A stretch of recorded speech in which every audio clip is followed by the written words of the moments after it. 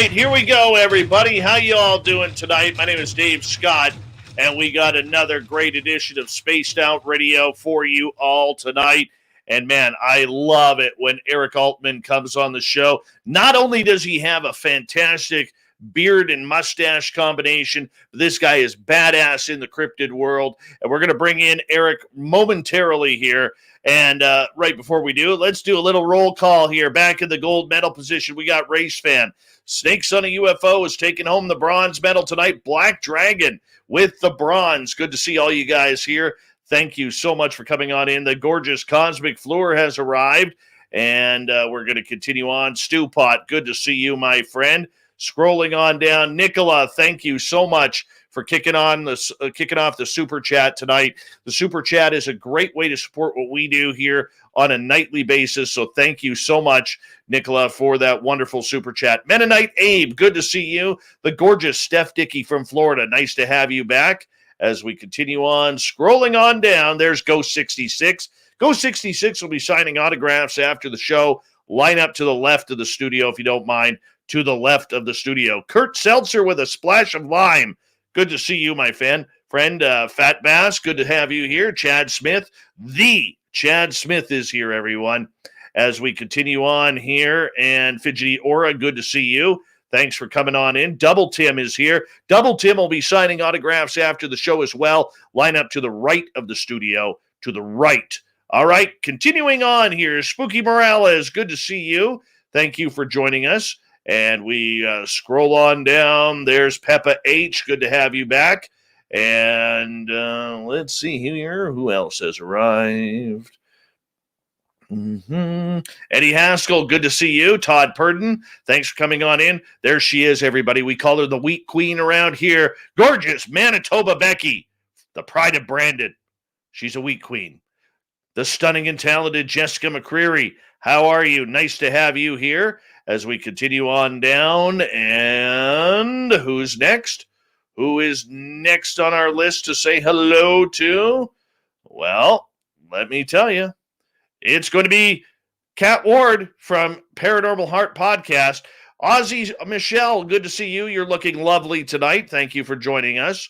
And Coast to Coast Garage, nice to have you here. Sonny, thanks for coming on in.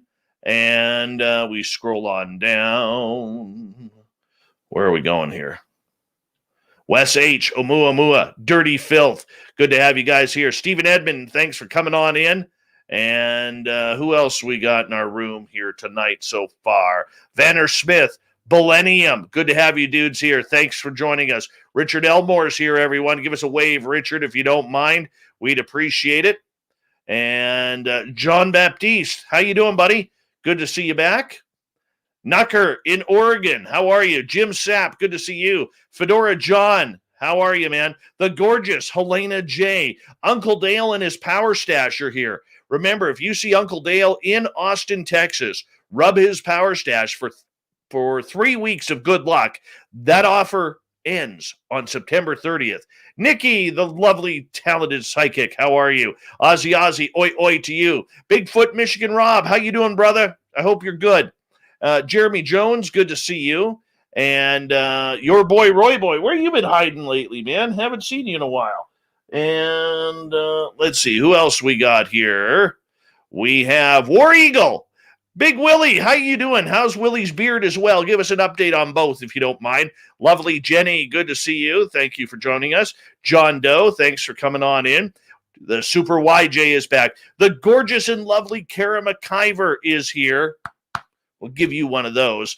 Sir Brian Bowden, the man with 4,332 podcasts, running all at once. Donnie D, how you doing, buddy? Hey, Tim, thank you so much for that super chat. Really do appreciate it, my friend. Thank you so much. And love your support of this show over the years, my friend. Space Cow, good to see you. And we're running out of time here. Running out of time. The gorgeous Laura Elizabeth. Project Blue Book. Good to see you guys. Smoky Mountain Wanderer. Thanks for coming on in. We got 10 seconds. Who else could we squeeze in here? I don't know. We're running. There's gorgeous Vegas Amy. Oh, there she is, everyone. Give us a wave. Paula W., good to see you. Let's rock. Get your horns up.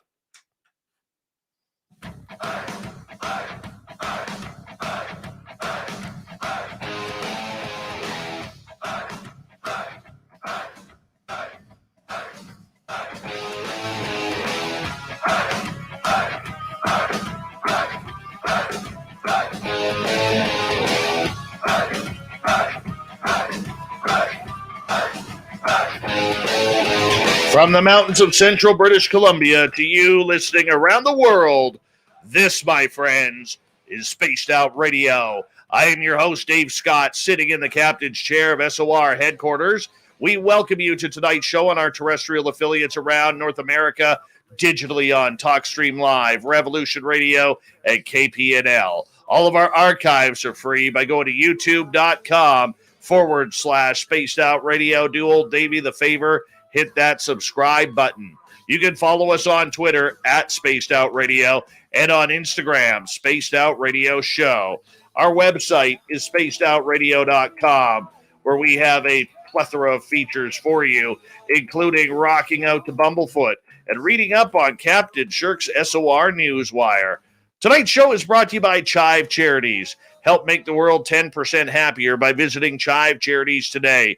You can find them on our website. Tonight, we got a great guest for you. I know I say that every night, but you know what? When it comes to the cryptid world, there are very few who knew more than this guy. Eric Altman is with us. He's a longtime researcher and investigator out of the state of Pennsylvania. Eric learned his many talents investigating from legends such as Stan Gordon and Butch Witkowski. He's a monster hunter, and he's damn proud of it. And he also likes to delve deeply into the paranormal. We're going to get into his great ghost stories from his haunted house as well. You know, it's been a while since we had him on, but I am so glad that you are here tonight, Eric. Thank you so much for your return on Spaced Out Radio. How you been doing, my friend? Oh, let me get you off mute here because I went and clicked that mute button. There you go. How you doing? I'm well, Dave. Good to see you. How you been? I'm pretty pumped up tonight, and I'll tell you why.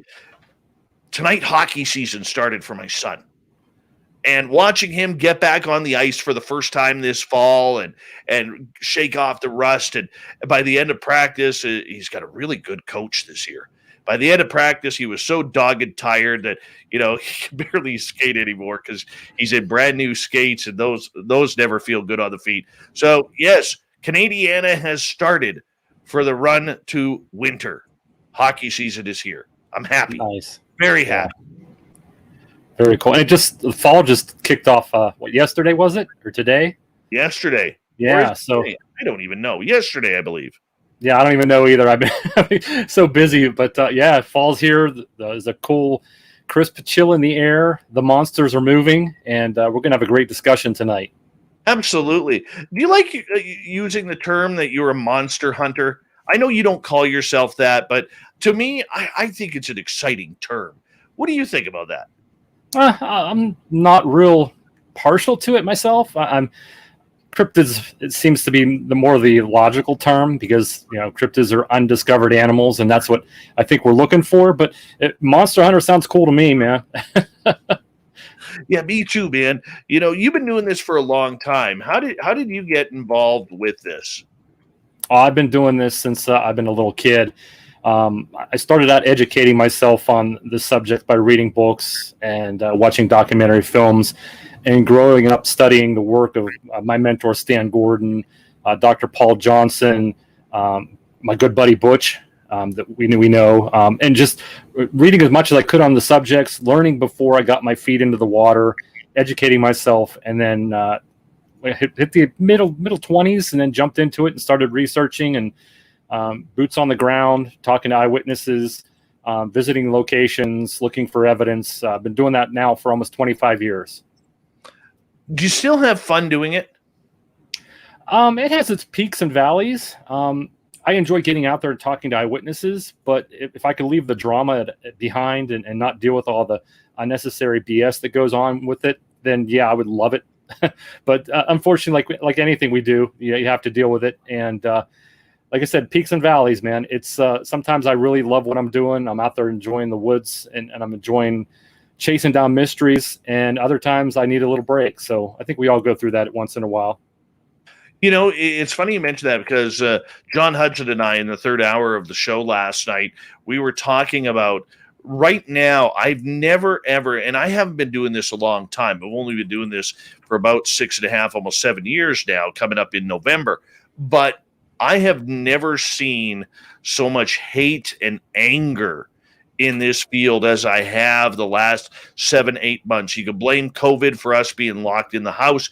You could blame the fact that we are spending more time on social media. What do you think it is that's causing all of this anger that's going around right now? I think it's a little bit of everything. The COVID probably plays a big part of it because we're not able to interact with each other like we used to. And we have to rely on social media and Zoom and chat forums such as this, radio podcasts we have to listen to, which are great. Don't get me wrong. I enjoy them and they're great sources of information. But I think we're missing that interaction with one another, face-to-face, person-to-person. I also think there's frustration that happens a lot in the field where researchers such as myself who've been at this a long time don't have answers that they're looking for, and the mystery continues to elude us. And I think after a while, people start to get frustrated and maybe a little angry or bitter that they're not finding the answers right away. And some researchers don't realize that it does take a long time and a lot of hard work and effort to be put into it before you get the answers you're looking for. So I think to answer your question, I think there's a lot of factors that are really playing into why people are so angry and so hostile anymore these days. Yeah, but you know what? They could be more angry and hostile, my friend, but we're nowhere closer to the answers as we were 10, 15, 20 years ago before the internet, 50 years ago, if you think of the Patterson-Gimlin film. I mean, we're nowhere closer to it. And yet we have all of this brand new technology. A lot of people are using drones now for everything, and nothing. So to me, this whole anger bit that we see happening in the field right now really doesn't make sense. No, it doesn't. And it doesn't do the field any justice. It doesn't do the subject matter any justice. It doesn't do researchers as ourselves justice. I mean, I try to leave that behind, leave it at the door, and just do my own thing and get out there and research and do the best that I can. When I come across people that are angry and bitter and frustrated, I try to remain as positive as I can and be a positive influence, putting out that to them, saying, hey, look, you want to be angry, you can be angry all you want, but you're not going to change my thoughts and my feelings on the subject matter. I'm going to keep doing what I do and being who I am. Well, that's a good attitude to have. And how has that worked for you, considering? I mean, have people come at you for kind of having that attitude? I've had people come at me over the years for different things and different reasons. And I've gotten to the point where you just let it roll off your shoulders and just keep moving forward. And you don't acknowledge those people. You let them be bitter and angry and self-destruct. And you keep doing what you do and doing it to the best of your ability and trying to be a positive role model for other people. Well, let's get back to some positive here, because you are a monster hunter. You are someone who has dedicated your spare time, your free time, to try and search for these mysteries. Tell our audience what you love to go search for. Well, primarily, my favorite creature or cryptid is Bigfoot. I've been fascinated with that since I've been about 10 years old. And I think of all the cryptids that are out there, that has the best chance of being solved, simply because there's a lot more physical evidence being discovered and uncovered and collected that is putting us in the right direction. My second favorite cryptid would have to be the Mothman of Point Pleasant, West Virginia. Not necessarily because there's evidence being found there, just because there's so much involved in that phenomenon. It's not just a cryptid, but there's UFOs involved in that phenomenon, paranormal activity, men in black. There's so much entangled in that subject that it's fascinating to me. But I love all cryptids. Bigfoot would be my favorite if I had to rank them, but they all fascinate me. And any chance I get to look into any of these cryptids or any of these strange creatures to go investigate, I'm out the door looking. It is a fun time. Like, I look at it, man, even my son loves to go out there and look. He's only 8 years old, but if I tell him I'm going out to look for Sasquatch or look for monsters, he's like right there. He's like, Dad, can I come? Of course you can. Of course you can. But you have to have rules. Yeah. I mean, you don't leave me. I don't need any of that David Paulides stuff happening with my kid. Know what I'm saying? But he knows. He kind of knows. What's going on, and hopefully he can turn into a monster hunter himself one day with that. I mean, where does Dogman rank on your list? I'll be honest with you, Dave. I'm not a big Dogman fan, and simply because I don't have many cases that I've looked into. I know Butch Witkowski and Lon Strickler have received a lot of reports from Eastern Pennsylvania. They call it the Lichen Loop, and they've gotten their share of reports. A good friend of mine, Jay Bachochin from up in Wisconsin, lives very close to Bray Road, and Linda Godfrey. They've looked into the lichens up there, the Dogman, if you will, or werewolves, or whatever you want to call them. I've never come across reports that I've seen evidence to convince me that people are seeing something. So I think it's more the fact that I don't necessarily prescribe to it because I've never had the chance to investigate it, if that makes sense. I know others have had their feet deep in the water, taking the cases, talking to eyewitnesses, finding the evidence. I've never come across anything. I've had one report, I think, in the past 10, 15 years of the Dogman, and that's pretty much it for me. I mean, I've never had the chance to go out and look for evidence concerning a Dogman report, so I'm kind of biased in that regard, I guess. See, for me, Dogman, I don't want to see it, man. I don't want to deal with it. It scares the living daylights out of me. But it's one of those things that I want to see once. You know, Sure. I want to see it just once. Hopefully from a distance. Hopefully in my vehicle. I don't want to be walking some trail, you know, looking for Sasquatch prints and come across this thing or its pack or whatever it may be. That's not going to be a good day for old Davey, you know, because I'm definitely going to have to change my pants after that happens. Nonetheless, though, I mean, I'm not going to take too much time on Dogman here, but, you know, do you understand the mystique that kind of goes with that creature, considering everybody, doesn't matter, researcher or not, just seems to be terrified of this thing? Oh, absolutely. And the reports that I've read about it and talking with other researchers, the general consensus is this is a very angry, very aggressive animal. When people encounter it, it doesn't necessarily attack people per se, but it's very aggressive in its stance, growling, just putting off that era of evil when people see it. And let's be honest, if you see a Bigfoot in the woods, yeah, they're massive in size, they're imposing, they're going to scare you. But when you see something like this that is snarling and growling, has these fangs and claws, and it looks like it could really just rip you apart in a matter of seconds, that's pretty intimidating. So I can certainly understand why people are a little intimidated by this creature when they come across it, or even reading the encounters. I certainly wouldn't want to come across one myself. And if I did, hopefully I'd be heavily armed so I could protect myself, because these things are pretty nasty from what I've read. Yeah, and you know, I'm the same way with that. I'm still not convinced that some of these cryptid creatures, man, can be taken down with a gun. You know, I still think there is something a little bit different about them. I hesitate to use the word supernatural. I used to use that word, but I'm just not sure, because look, there are some brilliant outdoors people out there with very accurate shots, and we don't have a body. Right. We don't have anything. And I don't want to get into the body debate, because the story is the same all the time. Well, we don't see bear bodies. We don't see coyote bodies. We don't see, you know, I mean, I understand that.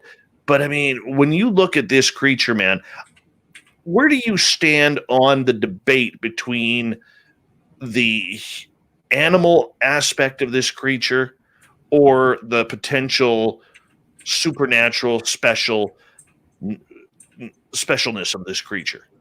Are we talking Bigfoot or are we talking Dogman? Well, let's combine the two. Okay. Well,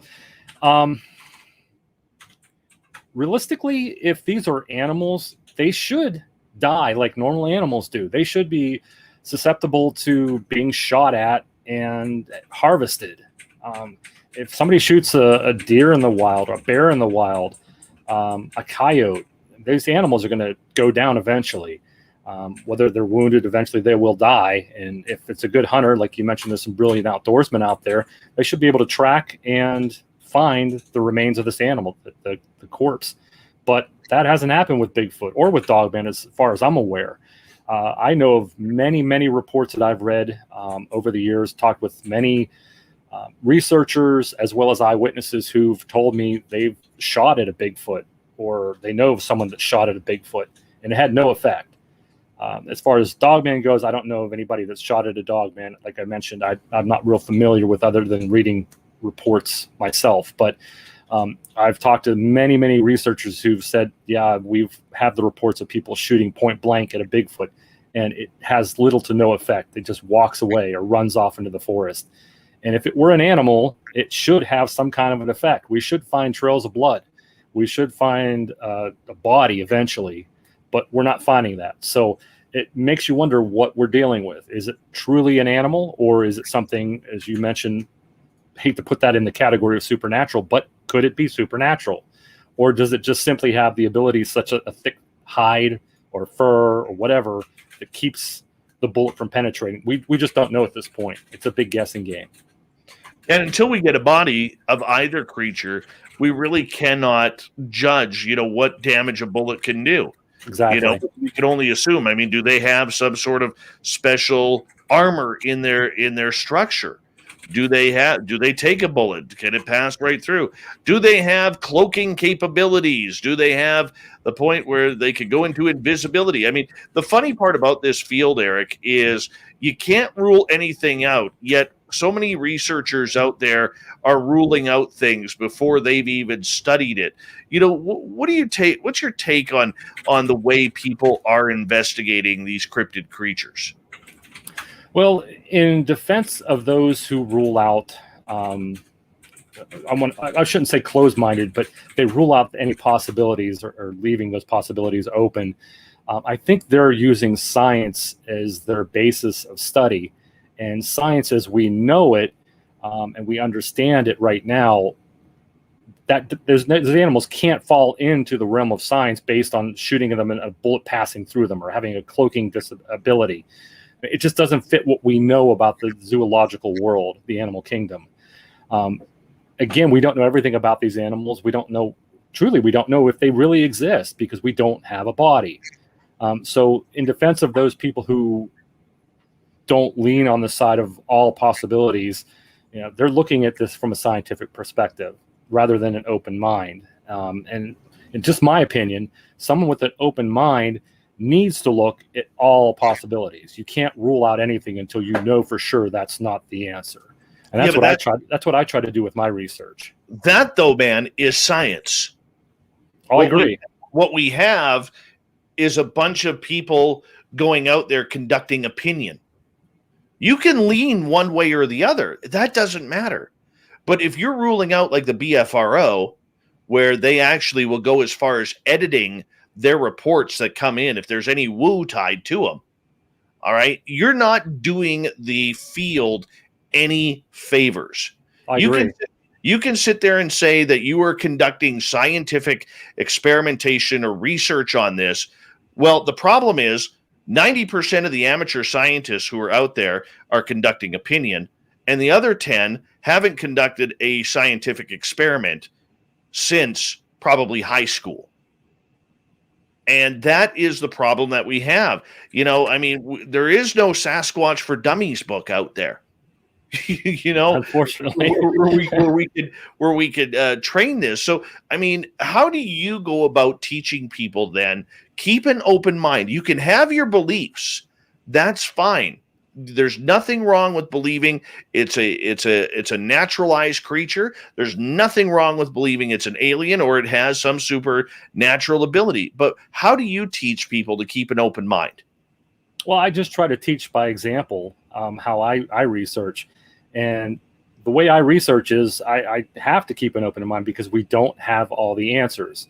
Now, just because I believe that Bigfoot or Dogman or any of the cryptids are a flesh and blood animal, just because my belief is in that mindset doesn't mean that I should ignore all the other cases, because there are cases that say maybe there's something more to this going on than we realize and we understand that falls outside of our scientific understanding and knowledge. So I try to tell people, you can't judge something based on your personal belief, Because if that were the case, you'd miss a lot of evidence, possible evidence. You miss a lot of cases with eyewitnesses who are credible people and having these experiences. So in my opinion, you can't rule anything out at this point because we just don't have the answers. Now, once we start getting answers in, once we have a better idea looking at the Dogman or the Bigfoot, once we have better understanding what these creatures are, then maybe you can start ruling out some of these other possibilities. But until that happens, you can't rule out anything. You have to remain objective as possible, but keeping an open mind to anything as possible. Very true. Very true. And for the people who come to you looking for education, as we got about 2 minutes left before we have to go to break here, what do you tell them to do? Is it focus on your own safety first, or do you teach them right away to how to start looking for the creature? Well, what I usually tell people to do that are interested in getting involved in this is educate yourself first.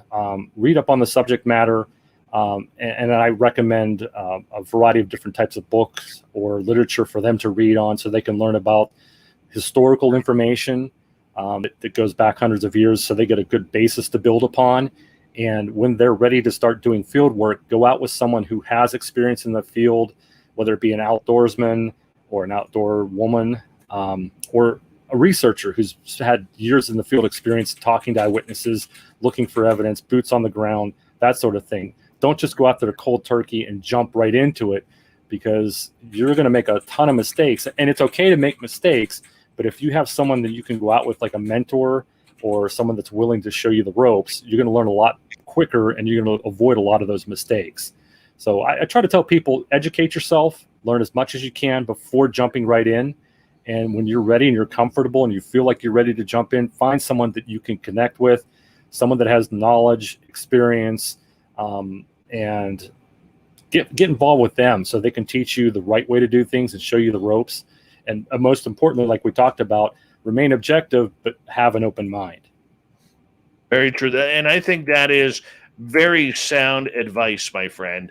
Very sound advice that not a lot of people are giving out there. And you've been there, you've seen it, you've done it all. And you have been able to figure it out probably, from learning like legends with like Butch Witkowski and Stan Gordon, but you've had to put your own spin on everything as well. And I think that is a good lesson learned. It really is, because there is so much more to this as we head to break here than just going out and looking for Bigfoot. There is safety. What happens if something happens to you? Are you prepared? Are you prepared to stay a night or two in the forest in case you get lost? There's a lot of things going on. But when we come back from the break, we're going to talk some Bigfoot, Sasquatch. Eric Altman is here, my friends. Fantastic beard, excellent researcher. This guy rocks Sasquatch. And we're going to get into his personal sightings, his personal encounters, and his personal research into the big, hairy giant of the North American forests. We'll be back right after this on the Mighty SOR.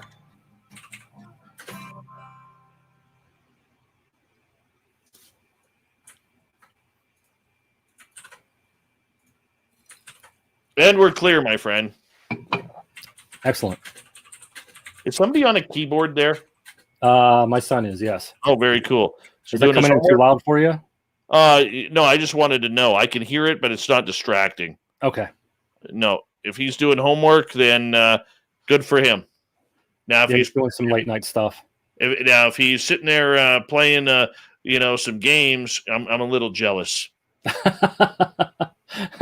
What are you doing over there? Coding. Oh, he's working on computer stuff. He's coding for a website. Oh my God, he's a smart kid. He is. He's actually coding for a gaming website. So he knows that computer stuff a lot better than I do. Yeah, no kidding. No kidding. Thank you, Mr. Catfish, for the $2 super chat. Really do appreciate that. And we've missed you in the chat room. It's good to see you back, brother. Good to see you back. And let's see. Vanner Smith, good point here. I forgot to mention something. A great beard is required before you go Sasquatch hunting. Very true. Very true. It helps if you get lost in the woods, because if you've had dinner earlier in the day and you get lost while you're out Bigfoot researching at night, You have leftovers. Oh, yeah. Oh, yeah. You know what? Trust me. Very many times when my beard has been bigger, where I've been all of a sudden catching myself going like this, to get a taste of my sandwich that I had earlier. It's true. Everybody thought I was typing there. Mm-hmm. Not me tonight, people. Not me. I'm not that smart. Not me either. My hands are on my knees, actually. Mm-hmm. I can't type really well with my right hand. Anyways, I had shoulder surgery, as I told you, about a month ago, and I can't really use my right arm yet. Oh, man. At least you get it done before the big run for everything to get back to normal. Yeah. Yeah.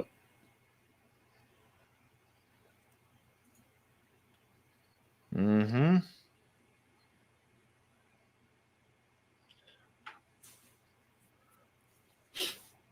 When do you get back in the field? We're going out tomorrow night, actually, or Friday night. We're going into a location where there have been previous Dogman and Bigfoot reports. Nice. And there was our latest report came in May of this year, and we're heading into that area. There's the Forbes State Forest in Southwestern Pennsylvania, where there's been just hundreds of reports over the decades. We had this massive forest fire here that just stopped burning a couple weeks ago, about the size of 70,000 football fields. Wow. Okay. Massive. Wow. And where my one gifting site is, literally, they logged you take this forestry road, and they logged the one side of it, and to kind of build a break in case the fire had got that close. Right. And then what they were doing is they were making cuts in the forest on where to lay the logs down. Well, they put this cut in the forest, and they literally stopped cutting about 20 feet from my gifting site. Oh, wow. And I don't know whether they saw the gifting site and that's what stopped them, or if they just did that, because one of the trees that literally fell about 8 feet from it, if that. And I went in there about a week and a half ago, and I was just like, no, please. And my stuff was still there. Oh, so nothing's taken it. No, but I mean, like the area where we had a 15-inch print a few years ago, I mean, you can't even, that area has been torn up. I mean, there was a lot of bedding of animals in there. A lot of deer would bed in there because in between the trees, there was a lot of tall grass. Right. So even with the snow between the tall grass and the snow, it would be a good bedding area for deer, and you'd see areas where you could tell there was at least 8-10 deer huddled together on a cold night, and it was sad, man. I damn near cried when I pulled up there, but what can you do? Hold on one second here. Okay. Thank you, Dirt Road ×2, Jeremy, Catfish, Double Tim, and Nicola for the awesome super chats. Remember, it is a fantastic way to support what we do on this show on a nightly basis. Thank you to all the veterans who are tuning on in. We really appreciate you. And, of course, to all the regulars, here we go with the second half hour.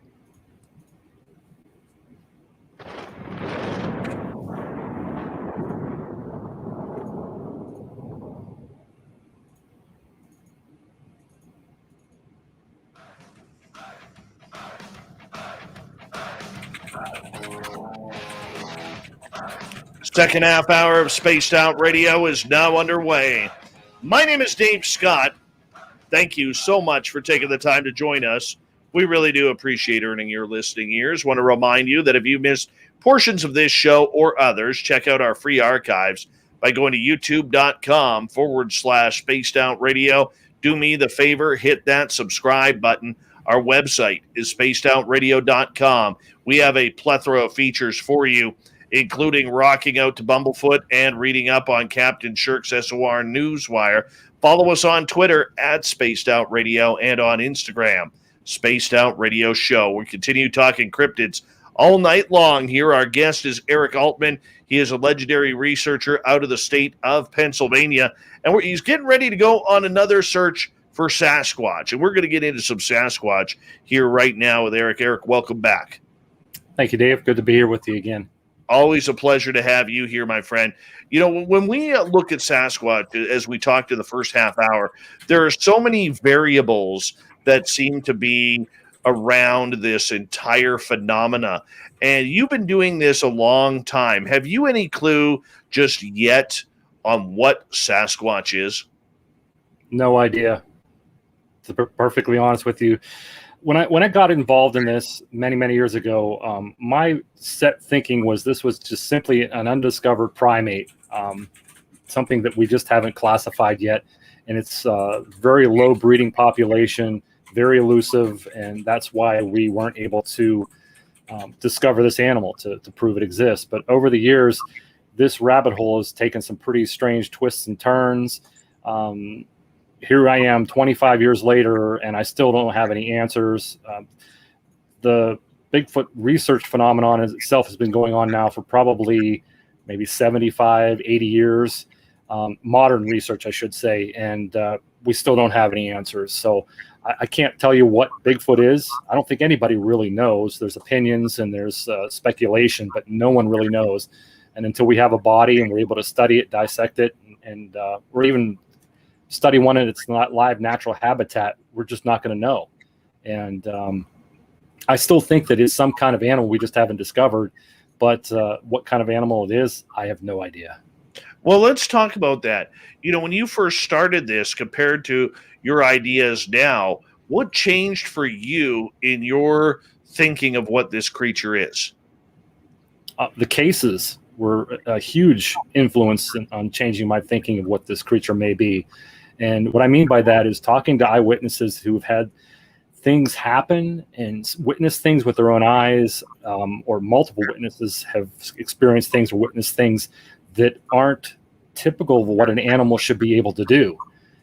As we talked a little bit about shooting an animal, I've read the reports about people taking shots at point blank range and it having no effect on the animal whatsoever. I've talked to eyewitnesses who have watched a creature walk across the road in front of their vehicle and it just literally vanishes. It doesn't run off into the woods or jump into a tree. It just literally vanishes. It's there 1 second and gone the next. People have described this animal being so fast that it runs like a blur through the forest. People have described this thing as gliding through the forest. It's running so fast. They don't see legs moving. They just see this thing gliding. Typical animals don't do that. They don't just disappear in front of you with no explanation. And talking with these eyewitnesses, usually I don't. I'm a pretty good judge of character, and I can get a pretty good vibe if this person's either off their rocker or lying or making something up. But sometimes when these people have nothing to prove to anybody, they really don't want to give their name out. They're reluctant to talk about it because they're afraid of being ridiculed or being made fun of or thought that they're crazy. And they tell their story, and you can see them become emotional about it. They saw something, and to them, it's something they've never seen before or experienced, and they're not familiar with, and it scares them. And these cases that I've looked into, and we'll talk about some of these cases. I'll be happy to share some of them with you. Please. They're just baffling. I mean, a normal animal shouldn't be able to walk across the road in front of a car and just literally vanish with no explanation. That shouldn't happen. Now, I could see if someone sees a Bigfoot in the forest and it's moving through the trees and they're watching it and all of a sudden it vanishes to them, yeah, it could blend into its surroundings. They're usually dark in color, brown, black, a dark shaggy gray, and they can line up with a tree or even look like a tree. They stand perfectly still, and the person looking at them doesn't see them anymore because they're blending in with their surroundings. They're naturally camouflaging themselves. But when something walks across the road in front of a vehicle and just vanishes, that's a little unique. That's a little unique. So, I mean, those kinds of cases, and there are not a lot of them. It's not like I'm getting them by the dozens, but they happen once in a while. And that really makes you take a step back and think, okay, well, maybe there is a little something more to this than we're actually realizing. And that's why I keep an open mind, and I try to remain objective as possible. But there are things going on that we just simply don't understand yet. And that's the big one right there, is the stories that people are seeing. You know, whether it's following tracks in the snow and the tracks just vanish, or in a mud field, like a farmer's yard after a farmer's field after a heavy rain, where the soft soil makes a great track, and all of a sudden, poof, they're gone. You've investigated this way more than I have. I've just heard some of the stories, but for you, when you get stories like this, I mean, how does this disrupt the logical way of thinking? It does. I mean, I sit there and I go over these cases and I try to rationalize, okay, well, maybe this happened that caused the person to see the Bigfoot disappear. Maybe they closed their eyes, they were scared, and in that few seconds they had their eyes shut, it ran off. You know, I try to come up with rational explanations. In some of these cases, I can't. I'm just sitting there and it's almost like banging your head off a desk. You know, it's like, what am I missing here? Why is this animal doing what the person says it's doing? I don't think the person's lying, and I don't think they're making something up. But how can an animal jump across a 30-foot from a creek bankment to the other side of the creek? How can it jump that far? No animal should be able to do that, especially an animal of that size and stature on two legs. How can an animal just vanish in plain sight? How does that happen? And some of these things I can't explain, and it drives me crazy sometimes trying to make sense of it. And this mystery, like I said, it's a rabbit hole, and it has some pretty interesting twists and turns that I've seen along the way. And I understand that. Do you have a story that you have investigated that has something like this happening? Yeah, I'll share one with you. And this happened in 2019. It was in early October, late September. And I got a phone call from Stan Gordon. I was just about to go to bed that night, and he said, I just got a call from a father whose teenage son was driving home from work, and he saw a very large hair-covered creature run across the road in front of his high beams, stopped in the middle of the road, and then ran up into a cemetery and disappeared. I said, oh, wow, where did this happen at? He said, it's about 30 miles from where you live, and the father and the son are willing to meet us in the morning and show us the exact location. Do you want to go? And I was like, absolutely. So I picked up Stan and we headed down, and we met this young man, probably about 18 years old, a senior in high school, a straight A student. He was on the honor roll and very intelligent. He had a part-time job while he went to school, and he was a good kid. And the father told us he didn't get in any trouble. He really wasn't on drugs or drinking, anything like that. He was just a straight arrow kid. Coming home from work that night, and he's coming up a hill, rounds a bend on the hill, and it's a drizzly out. It's not pouring down rain, but it's drizzling, and he has the wipers on, and he's driving a little slow because he knows the curve is pretty sharp. And he comes around the bend, and standing on the left-hand side of the road, on the berm of the road, was this upright figure. And when the high beams first hit it, he thought it was a person standing there rather than, a Bigfoot. He didn't assume it was a Bigfoot. It wasn't until this thing walked out in the middle of the road and stopped right in front of his car. And of course, he hit the brakes and came to a very, very close, within maybe 10 to 15 feet of this creature's stop. And this thing was looking down at him, standing in the middle of the road. And that's when he realized this wasn't a person. It was a hair-covered creature. He had never seen anything like it before. Didn't really know. He was kind of in shock. He didn't know what to do. And he realized that he had a cell phone sitting on the passenger seat right next to him. He thought, well, this is my chance to get a picture, get a video of it, maybe get some proof. And he reached down, turned it to his right, grabbed the phone, looked up, and this creature started to walk to the right up into this old abandoned cemetery. And he said, well, I'm right behind it. I'm only 15 feet away. I'm going to follow it with the high beams and get a good video of it. As he turned his car to drive up the gravel road, this creature walked up. The creature was no longer there. It didn't run off. It didn't jump. It wasn't beamed up. It was just not there. And his high beams completely illuminated the cemetery. And he should have seen something there in the cemetery, but it was gone.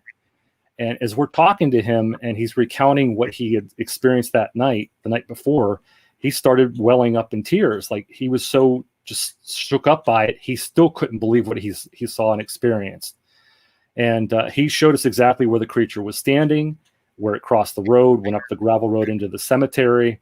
And I met with the father. I pulled the father aside and talked with him. And that's where I got the background information about his son. And I said, do you think it's possible he's just making this up? He maybe saw a guy run across the road. He said, absolutely not. My son doesn't do this stuff.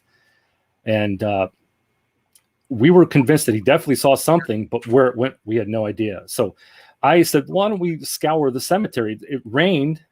There's wet ground. There should be tracks. We looked from on the left-hand side of the road where he saw it standing. There was nothing on the embankment, the berm of the road, indicating that something walked up to that point. We checked in the cemetery. I scoured the entire cemetery with the father. The only thing I saw were human boot prints that were a little older, some deer tracks, some turkey tracks, and that was it.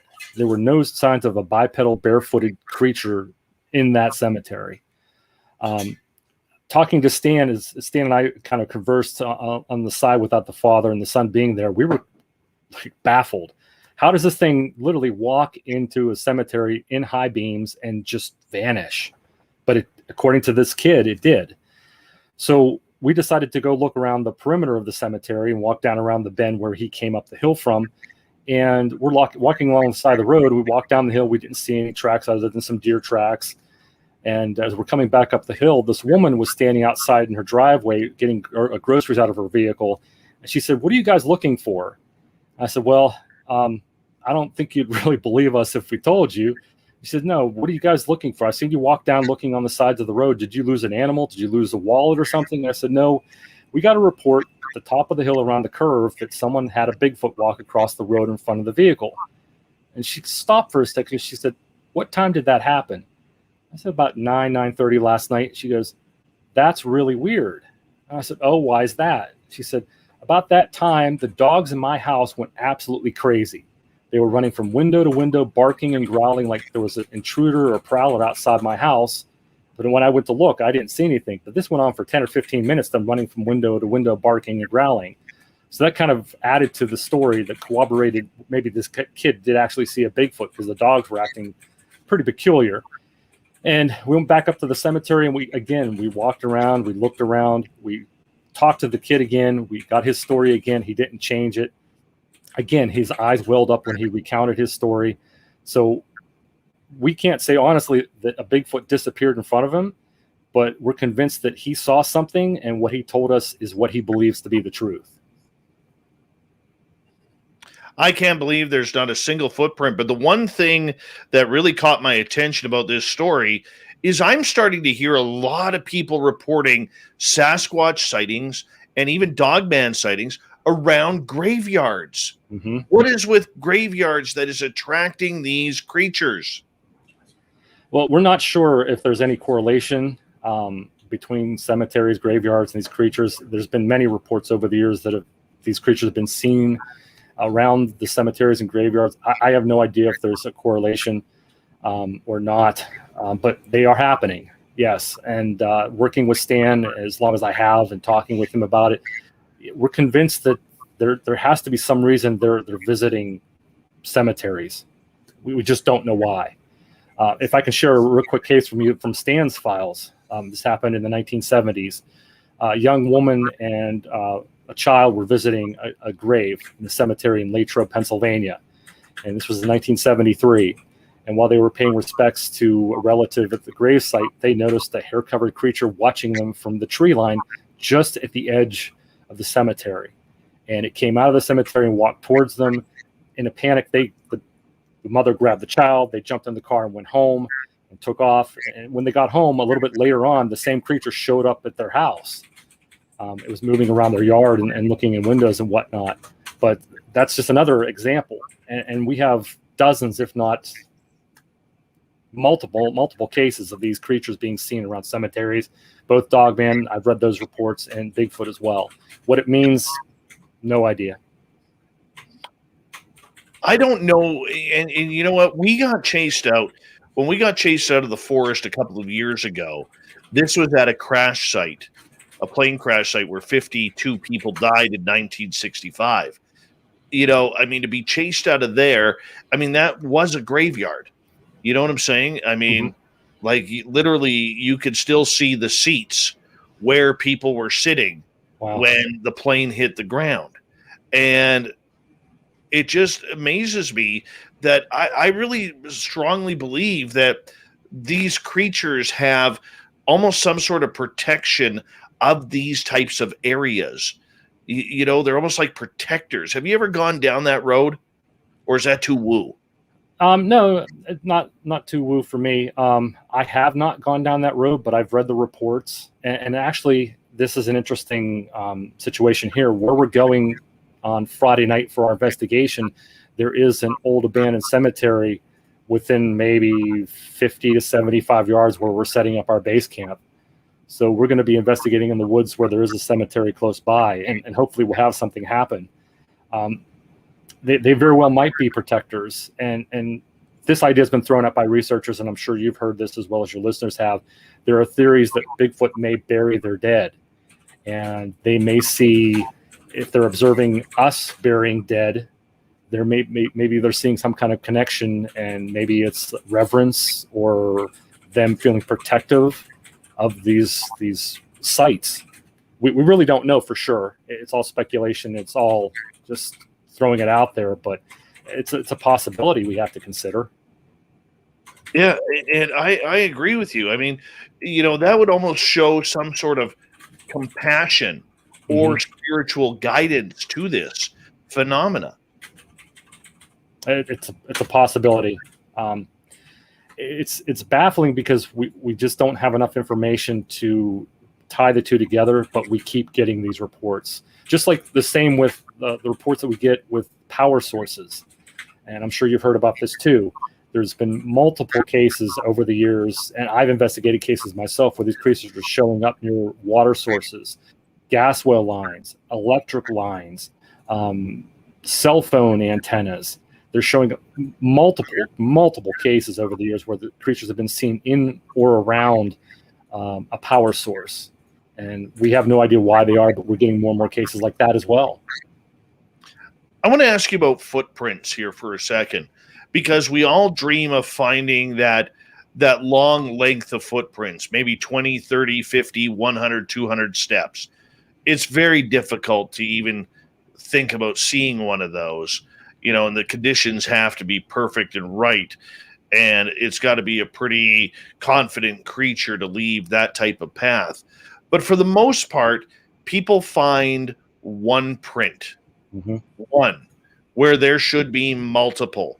The two prints that I have personally seen in the ground, both were right foot, and they were 200 feet apart. One was 18 inches, one was 5 inches. Or 15 inches, pardon me.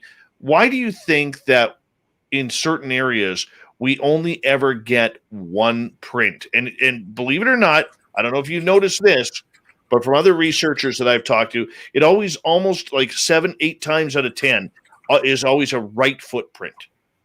Yeah. Most of the castings that I have in my collection, and they're not all my personal castings I've collected from other researchers, they're mainly right foot casts. Why that is, I don't know. And I know from my personal experience in investigating, I've only ever found trackways of more than 4 or 5 prints on 3 different occasions. Usually it's 1 or 2 tracks, and that's it, where the ground condition should be or is ripe for more than 2 tracks. My brother-in-law and I investigated a case in Beaver County about 6-7 years ago, where a person was driving down the Pennsylvania Turnpike, just about to get on the turnpike, and they saw a creature standing on a snowy hillside. It was walking across the top of the hillside, and they stopped. They watched this creature walk across the hillside and disappear into the tree line. And the guy called me from that spot as he was watching this creature, and I was on my way to work. And I took the call, and he's watching and experiencing it. I'm on the phone with him, and I wish he would have had video at that time, but he didn't have a video cell phone.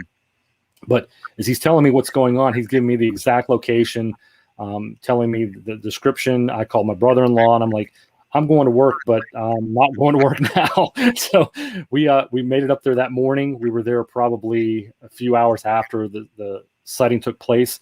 There should have been a track line in the snow where this guy said he saw this creature walking.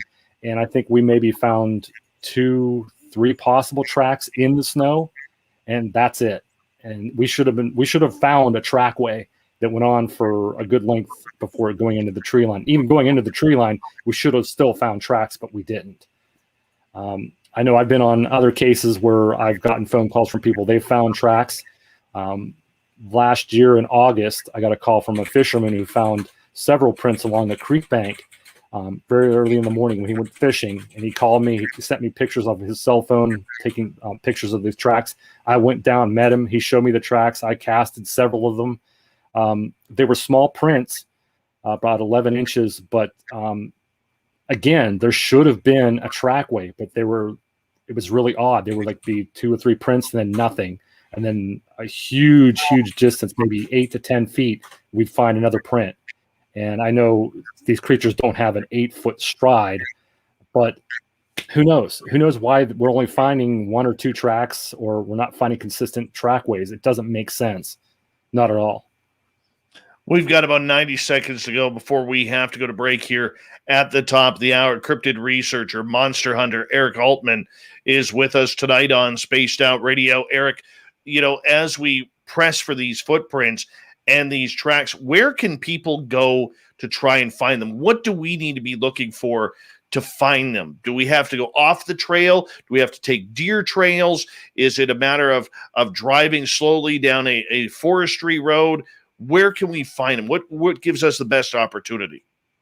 Usually you're going to find them off trail. I've very rarely found any tracks on trail or on the road, or if they are on the road, they're crossing one side to the other. You'll find maybe a print or 2 in the roadway, which usually get wiped out by people driving a truck or whatever, an ATV down that trailway. But I usually tell people to look in the forest itself, look in clearings, follow deer trails, game trails. That's usually the best place to find tracks. And the best condition to look for tracks in is obviously snow, sand, if you're able to find a sandy area, mud, of course. Those provide the best areas conducive to leaving prints. Hard ground, leafy matter on the ground, you're not going to find anything maybe than an indentation or impression. And that really doesn't tell you much other than it's an impression. But I tell people to look on game trails. Crossing a road, you might get lucky finding 1 or 2, but usually it's in the forest itself. And that's where you got to be safe, because in most areas, in those trails, there are animals there that want to hurt you and kill you because you're just in their area. At least in mine, there is. Mm-hmm. And I don't take that chance. I really do not take that chance. Eric, I'm going to get you to hold on right there, because we're going to continue the Sasquatch talk. When we come back, we're going to get some real cool stories from Eric when he returns. Eric Altman, everybody, the monster hunter from Pennsylvania. All he needs is some plaid, and he'd look Canadian, just to be honest. Sasquatch talk, other monsters. Later on in the show, some paranormal. Spaced Out Radio continues with Hour 2 next.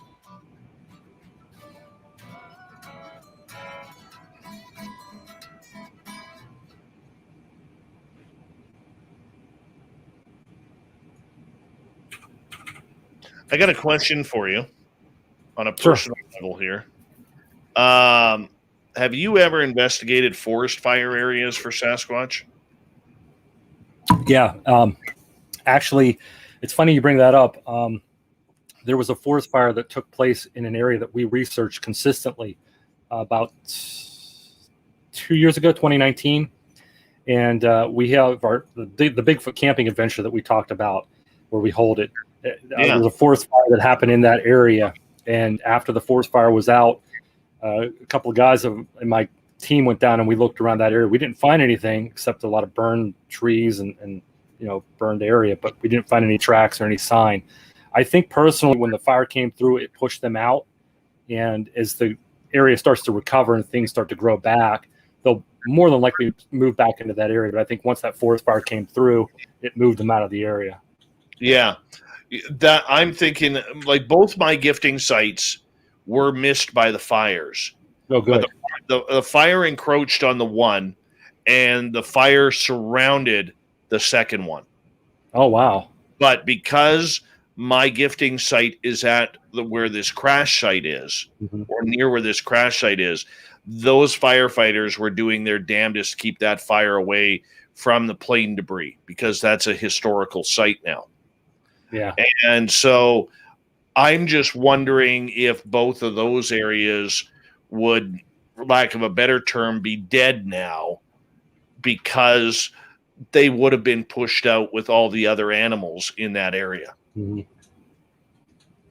I actually have a leg up on the forest fire situation.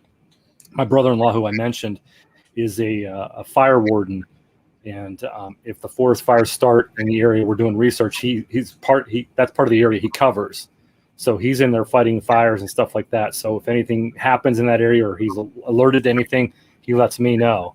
So that's something cool to have in the back of my mind. If there's another forest fire happens, he's out there in the woods, until the fire is done, working to put it out. So yeah, that is great. That is great, because I know where I have to go for my next area. I have to go right into grizzly bear territory. Yeah, that's where I have to go. And I had reports from a friend of mine who knew this old trapper in the area, and there's been dogman sightings there in the past as well. But behind this mountain, he used to have his trap lines, and he was telling a friend of mine that every now and again he had two big Rottweilers, and his Rottweilers would go play with the Sasquatch. Like the Sasquatch weren't afraid of the dogs weren't afraid of the Sasquatch, and he would kind of see them together every now and again. Not often. Wow. It wasn't one of these, everyday things. But I mean, when you're a mountain man and you're making your life off of trapping, even though I'm not a fan of trapping, but hey, that's how he made his life. Right. You have to be able to, adapt to your wilderness. Yeah.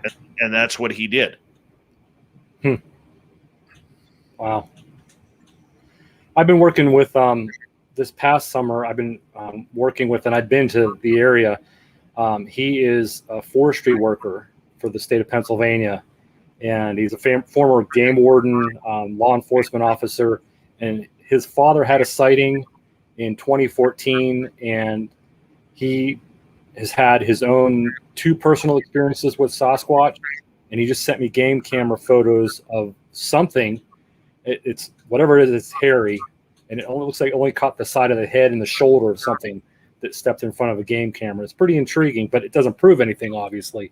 But yeah, we checked his credentials and his background. He's definitely a game warden, or was a former game warden, and now he works for the Forestry Service. And we had a good 2-hour conversation about why the government, especially the Forestry Service, is so reluctant to acknowledge, reluctant to talk about, even discuss openly about the subject. And he said he went to his supervisor about his experiences, and his supervisor told him, well, you have 1 of 2 things that can happen. You can just keep quiet about it, pretend it never happened, and continue working, or you can bring it out publicly and put your job at risk. So yeah, I'm the only one he's ever told about, other than his supervisor and his father, of course.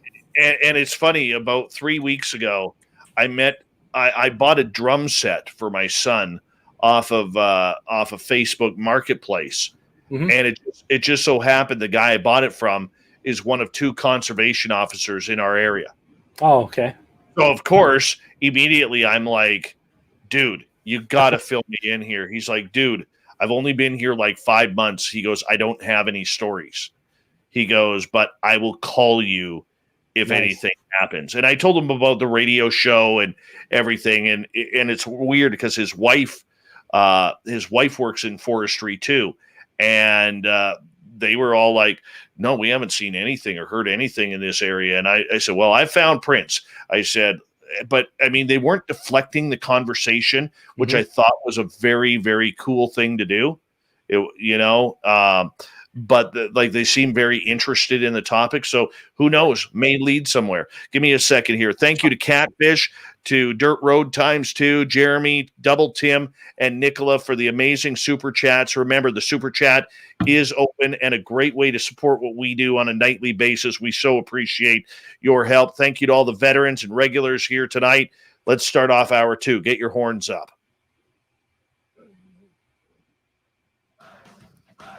You're listening to Spaced Out Radio with Dave Scott.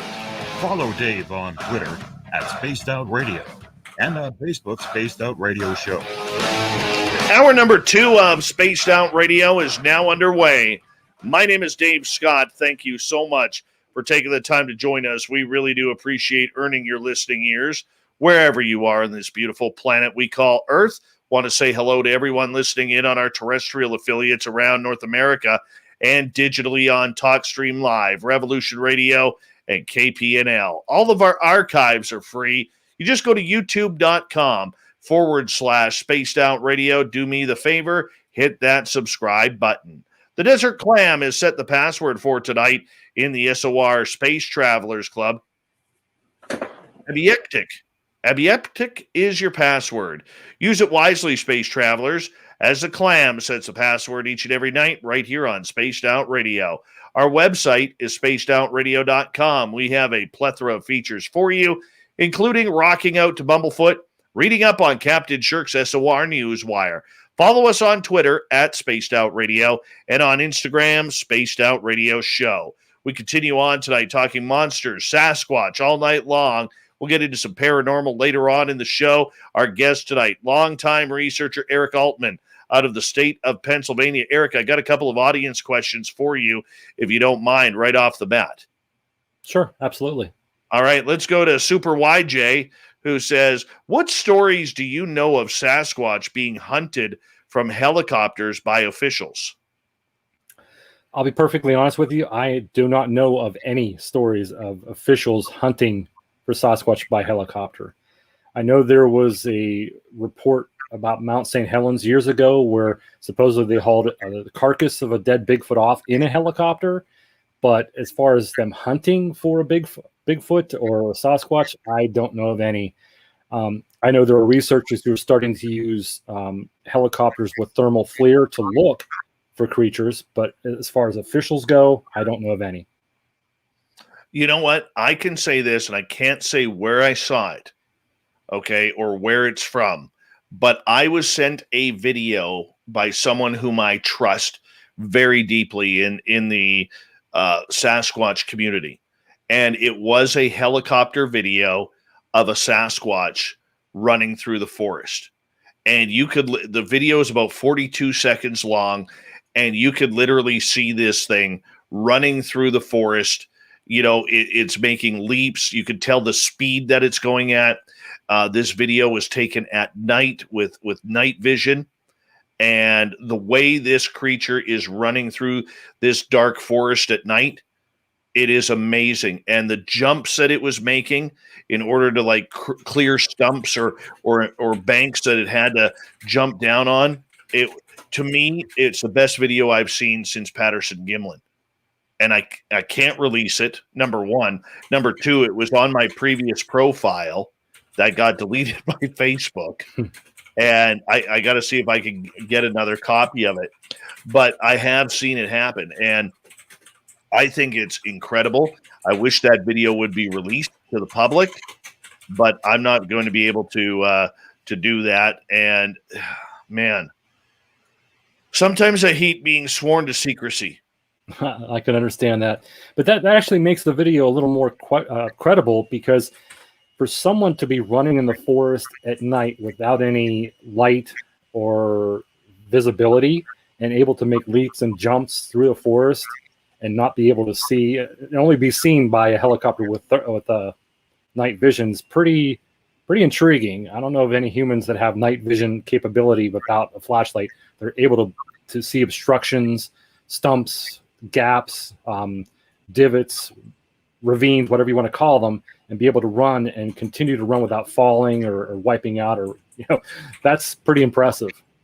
Oh yeah, right near the end where it hits the end of it, it runs into this group of trees and just vanishes. Like you just can't see it. The canopy is too thick on the trees, but it was pretty incredible. Vanner Smith has a question for you. Your brother, who you mentioned during the break, works in forest industry as a firefighter. Right.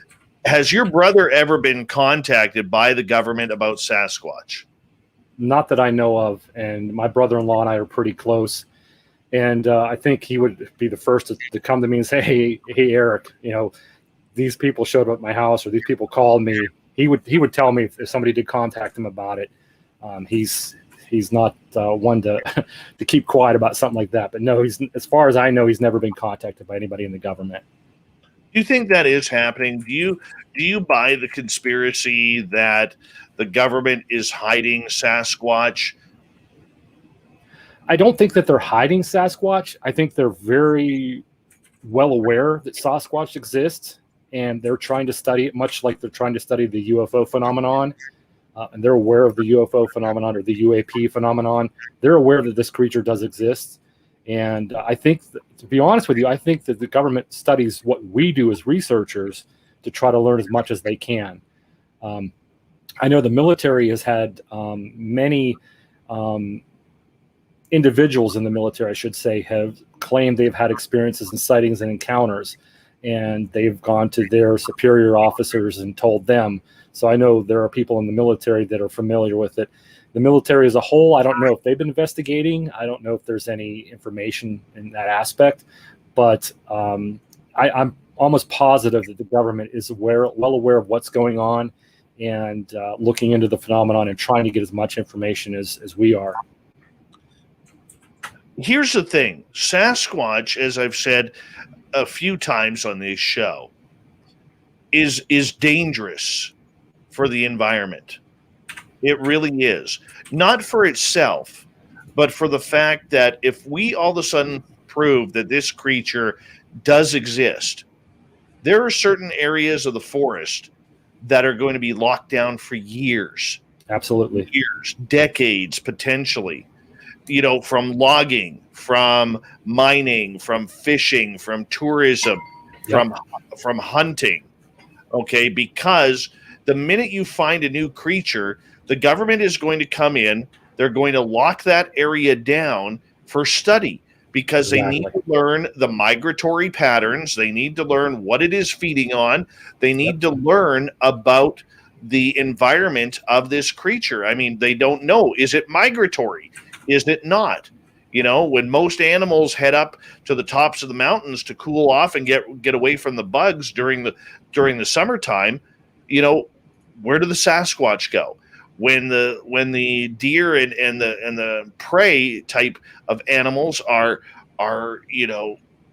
going lower to try and stay warmer in the winter, where do the Sasquatch go? So this could become a real economic issue in the wilderness. Absolutely. Yeah. You're looking at interrupting the logging industry, the tourist industry, the outdoor recreation industry, because they're going to you hit the nail right on the head. They're going to shut that area down for habitat study. They want to learn about this animal and they want to understand it. So there's thousands, if not hundreds of thousands of acres they'll probably shut down to try to study this animal. And that's going to kill the economy in that area. And the logging industry, I know, is a multi-billion-dollar industry. We rely on the logs for paper, for so many things. And if the logging industry is interrupted, oh boy, man, would that cause a lot of problems in our economy, as well as other governments' economies. All right, let's hit another story of some of these really cool reports that you have got. You said you haven't got a report since May because of lockdowns and everything like that. What really cool report can you share with our audience? Well, as you and I were talking off air, I've been working with a gentleman. I don't want to give his name, and I won't say where in the state he's from, but he is a forestry service worker and a former game warden. And he's had multiple experiences with Sasquatch and a sighting. And he contacted me this summer and invited me into his area to show me where one of his encounters happened. And I'll share his encounter with you. I think it's pretty fascinating. he and his girlfriend went to this area it's now a public area. The public goes in there and visits. It's a beautiful waterfall. It's a natural waterfall, and it's surrounded by very high wall rocks, cliffs, rock outcroppings, and it's a very remote and secluded area. And he went there one particular weekend a few years ago with his girlfriend to get away and camp there and do some remote camping and just get away from everybody. And while he was camping in this falls area, a thunderstorm rolled in through the valley, and it began to rain pretty heavily, thunder and lightning. And they decided to take up refuge under one of the rock outcropping overhangs. And they put up a tarp to keep the rain from blowing in on them. And they were hunkered down in this overhang. And as they were down there, all of a sudden, this big tree came down right in front of the overhang opening where they were at. And it wasn't like the tree fell. They could actually see it come down above them, hit the ground, and bounce. And they thought that was really peculiar. Like, well, maybe a tree fell. Maybe it's the angle it came down was a little odd. But just as it did, a few minutes later, a second tree fell, and then a third tree fell. And pretty soon, there were trees after trees after trees, being roots and all, as this person told me, coming down on top of them as they were hunkered down in this rock outcropping, like they weren't supposed to be where they were. And the girlfriend got so scared and panicked. As soon as the rain let up, they packed their stuff and they got out of there. And he said to me, I've been doing this now for a long, long time. I grew up in the woods. I've been a trapper. I've been a hunter, a fisherman, a hiker. I camped these woods. I've worked in the forest industry. I've been a game warden, law enforcement officer. I know what animals are capable of doing. And whatever was up there on top of this rock where we were at was not your typical animal. It had to have been a Sasquatch.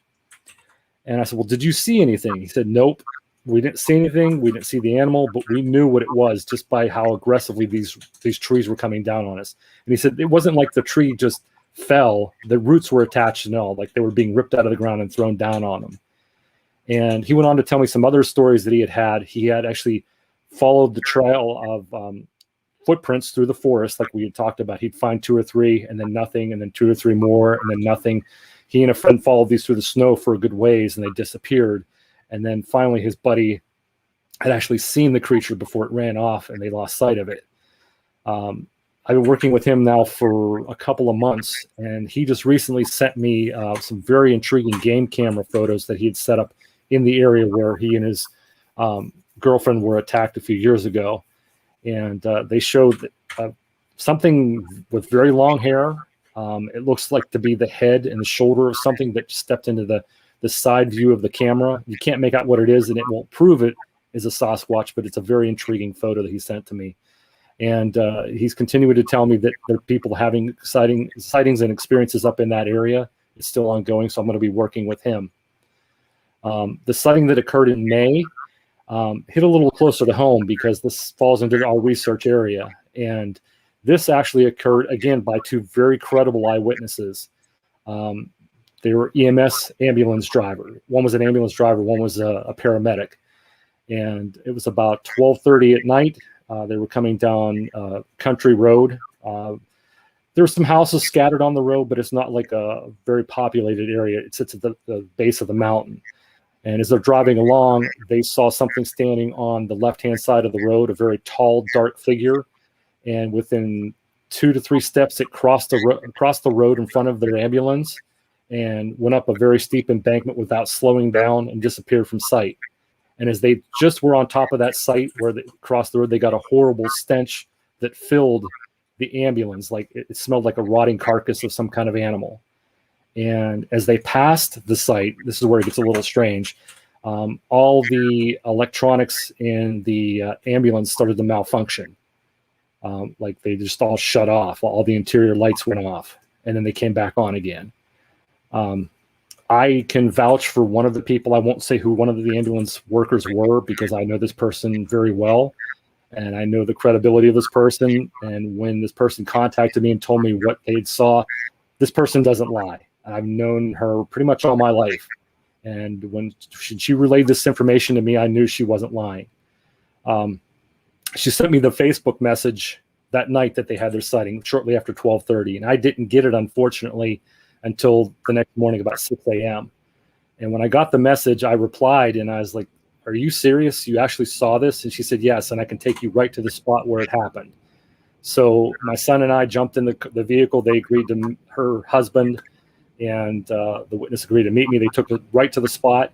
And sure enough, right where this thing crossed the road on the embankment going up the hill were very large impressions going up the hill. And these weren't deer impressions. These were very large, probably 12 to 13 inch long, a good inch and a half deep in the ground, impressions going up the coal slate embankment up into the forest. And I was pretty convinced that that's what she claims what she saw is what she saw. And that area has had a long, long history of sightings. So no kidding. Very intriguing report and very credible. Wow. That is fantastic. I mean, the fact that, I've heard stories like that around British Columbia here. One was where my former brother-in-law worked at a penitentiary up in the mountains. And it was one night where all of a sudden these two people, a man and a woman, they looked like death was upon their face, where they were literally banging at the doors to get into the prison. They were so scared. They had went for a picnic up on the mountain, like a nice, to watch the sunset and everything like that and check out the stars. And on their way back down the mountain on the logging road, they had this Sasquatch walk right across the path from them on the logging road, and it stopped on the middle of the logging road and stared at them. They couldn't go backwards. They couldn't go forwards. They couldn't go around it because there was an embankment of 200 feet plus on the one side. They were stuck. They had to wait. And when they raced down that mountain and they pulled into the penitentiary and were banging on the doors to get in, that's not normal in this area because there's not a lot of people. And when they opened the doors to the prison to let these people in, like the lady was crying her eyes out. The man was hyperventilating. They were so scared by what they had encountered. My brother-in-law said he had never seen anything like that before. But this is the emotion that a lot of these experiencers have when all of a sudden they are startled by this giant. Yeah. It can be unnerving for sure. For sure. Absolutely, especially if you're not looking for it. Right. So when those type of encounters happen, I would assume that when you hear that story, you immediately try and get out to those areas. Oh, absolutely. The sooner the better, because the quicker you can get to that location, the better chance you have of finding evidence. Especially if the weather's going to change, you want to get there as quick as possible, because if it's a storm front's coming through or rain or snow, you can lose evidence pretty quick. Or even human encroachment. Somebody driving down a road can go onto the bank of the road and destroy a footprint that might be right on the berm of the road just by veering off the road a little bit. I mean, there's so many factors that can happen that can destroy evidence. You got to get there as quickly as you can to try to preserve that evidence, collect it, document it, cast a footprint, whatever. And time is of the essence. If I had seen the message that night after 12:30 that she had sent on Facebook, I would have been down there within probably 40 minutes. It's about a 40-minute drive, but I didn't see it until 6:30 the next morning. So, but we've had cases where we've gotten reports and we were there in a matter of an hour, at most, to get to that sighting location. It's a big factor to get there as quick as you can. It really is. But here's the other hard part about it too. Nature has a very, very quick way to get rid of its evidence. Mm-hmm. And that's what you're always battling. Oh, especially if there's been a sighting where a creature's gone into a field, trampled grass, bushes that have been trampled, they spring back up pretty quick. And if you get there a couple days after a sighting, then chances are that grass is going to spring back up, or the brush is going to come back up again, and you're not going to be able to see where that animal traveled. So you're absolutely right. Yeah, Mother Nature has a good way of rebalancing itself. Absolutely. Do you think that's the reason why, we haven't found a body because of Mother Nature? I think that's a big factor in it. We talked about this at the beginning of the show. There are a variety of reasons why people say we haven't found a body, but I think as we know, when an animal dies in the wilderness, it's decayed, it's eaten by other animals, it's picked apart by rodents and smaller predators, and that body's scattered. So therefore, chances of finding a full intact body, unless you're there right after it died, is pretty slim. And people also discuss the possibility of these creatures have a social structure where they actually bury their dead, much like humans do. And maybe that's why they're so reverent about cemeteries. We don't know, but there's a couple of theories that are thrown out there.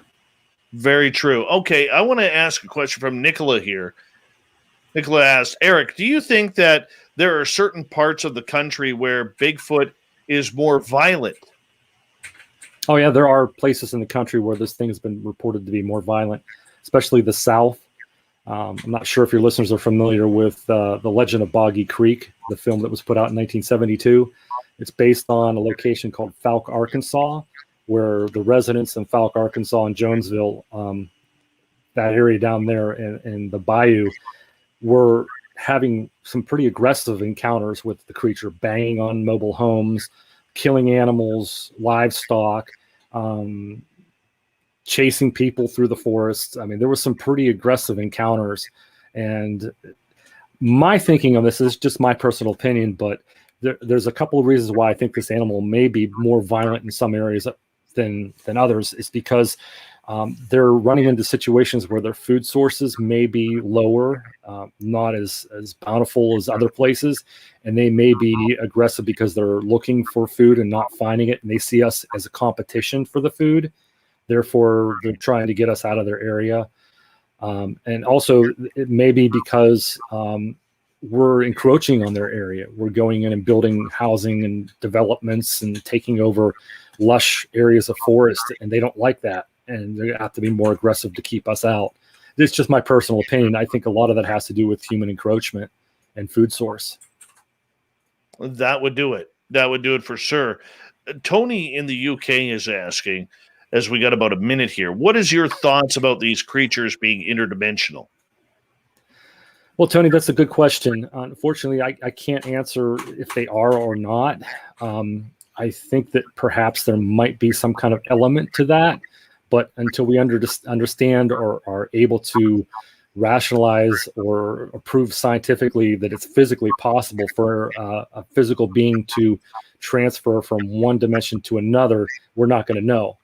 Like I mentioned earlier about the young man who saw the creature disappear in front of him, some people theorize that that's an interdimensional being capable of moving from one dimension to another. There are more and more researchers getting on the bandwagon thinking possible interdimensionality is going on with these creatures, but we just simply don't know for sure. And I don't know. I wish I had a better answer for you, but unfortunately, until we're able to come up with a better possible solution, we just don't know. Eric Altman, everybody. We're hanging out for another hour with Eric, but we're going to shift gears here because we're going to talk some paranormal for a bit. Eric lives in a real haunted house, and there's some strange stuff happening there.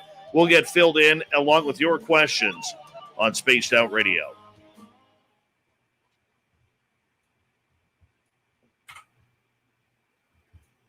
All right, we're clear? Cool. Very cool. Very, very cool. Waylon, how you doing? 405er, nice to see you. Low Pro, good to see you again.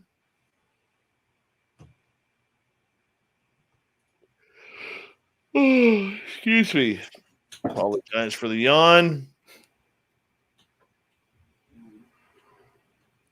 Before we get into the paranormal stuff going on at my house, I got one really cool personal experience I'd love to share with you and your listeners, if you wouldn't mind. Let's do it. It happened in August of this past year. Hold on to that. Save that for the video side. Yeah, it's quite compelling, and it was witnessed by about 10 people. Oh, wow. My research team, yeah. We think we interrupted a possible Bigfoot ambush. You know who just had that happen? Is my YouTube guy, Gary Spikes Jr. Him and his team. Wow.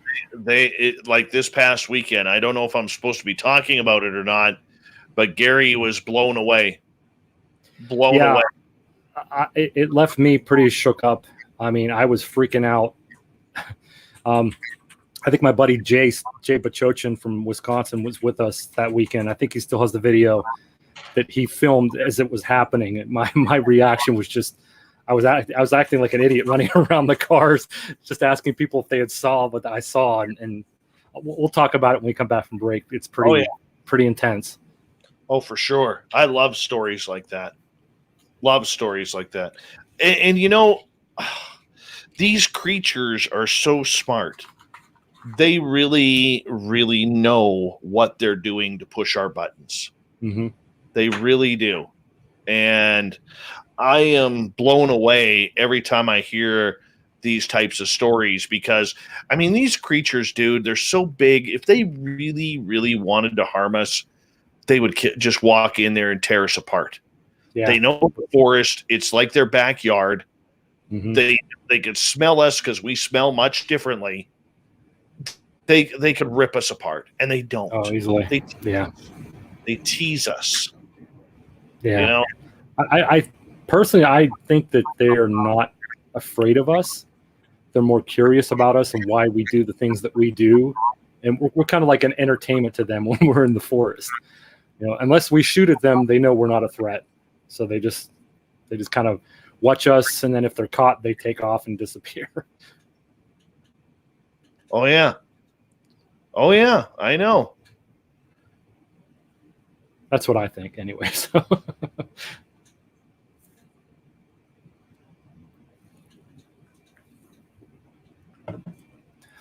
But yeah, it's I'm not sure why it's been quiet this summer. We had the two things that have happened with the game award, and I talked about the EMS case that I discussed. I don't know. It's been quiet. It's been really, really quiet. And even talking with Stan hasn't had any Bigfoot sighting encounters. He's had some other cryptid sighting stuff happen in early summer, but nothing since. It's weird. I hear you, man. I hear you. Shoot, we got to get into some Thunderbird too. I got a couple Thunderbird stories that Stan passed on to me I can share with you. Yeah. Stan's got great hair. Fantastic. I love Stan. What, he's 73 now, I think it is, and his hair's still perfect. You know, I'll bet you before. I think this is why the cryptids are so intimidated by him, because he goes in there with that perfectly combed hair, parted on the side, and they're like, "Holy shit, this guy means business." Yeah, we better get the hell out of here. It's probably it. Hi, Troy SR71. How you doing? Terry Brown, good to see you. Latecomers coming in. Tom, how you doing?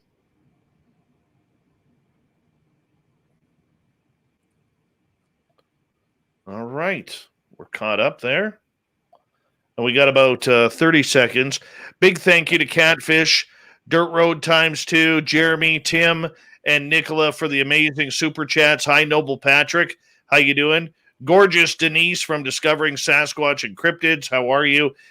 Big thank you to all the veterans who are tuned into this show. We really appreciate you all listening here. You always have a safe home here at Spaced Out Radio.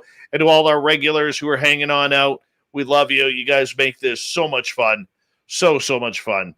And we're going to continue on here in about 4 seconds. So sit back, relax. Here we go.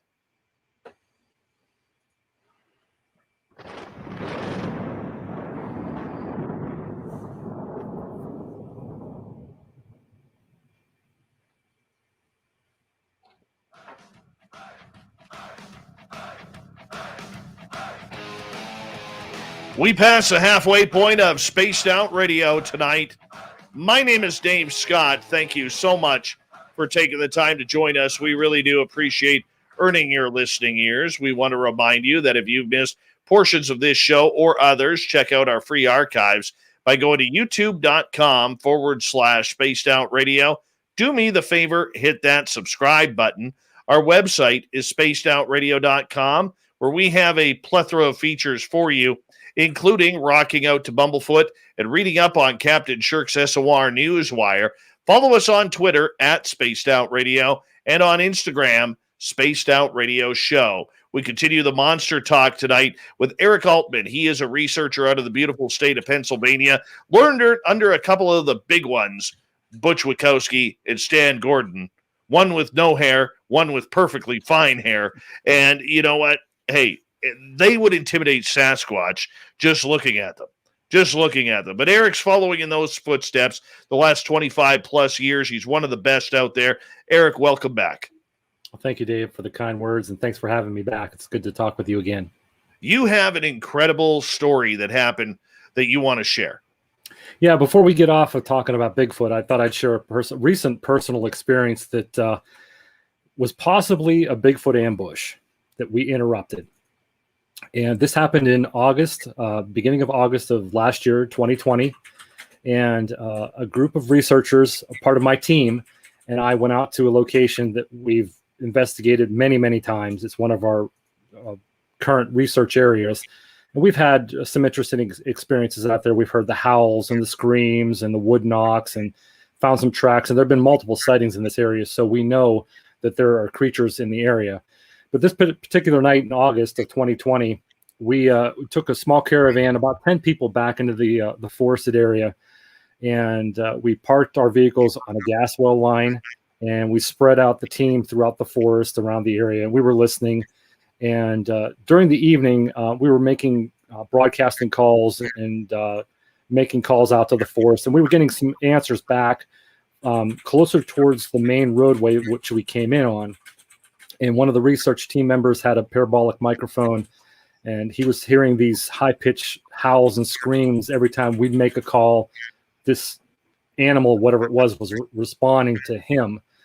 But after about 3 or 4 hours out there in the forest, we knew it was going to start storming and raining. We could see the lightning flashing. So we decided it's probably best to pack up our gear and call it a night. There really wasn't anything else going on. So as we're driving out of our research area on a muddy service road, a very muddy service road, we're in a caravan of about 4 or 5 vehicles. I'm in the lead vehicle driving my truck, and I come up over the rise of this little rise there. And as I start to come down, on my left, probably about 20 yards ahead of me, I see in this bush about, and I'm guessing at the time, about 8 to 10 feet off the ground, these 2 very large orange reflecting eyes looking back at the vehicle.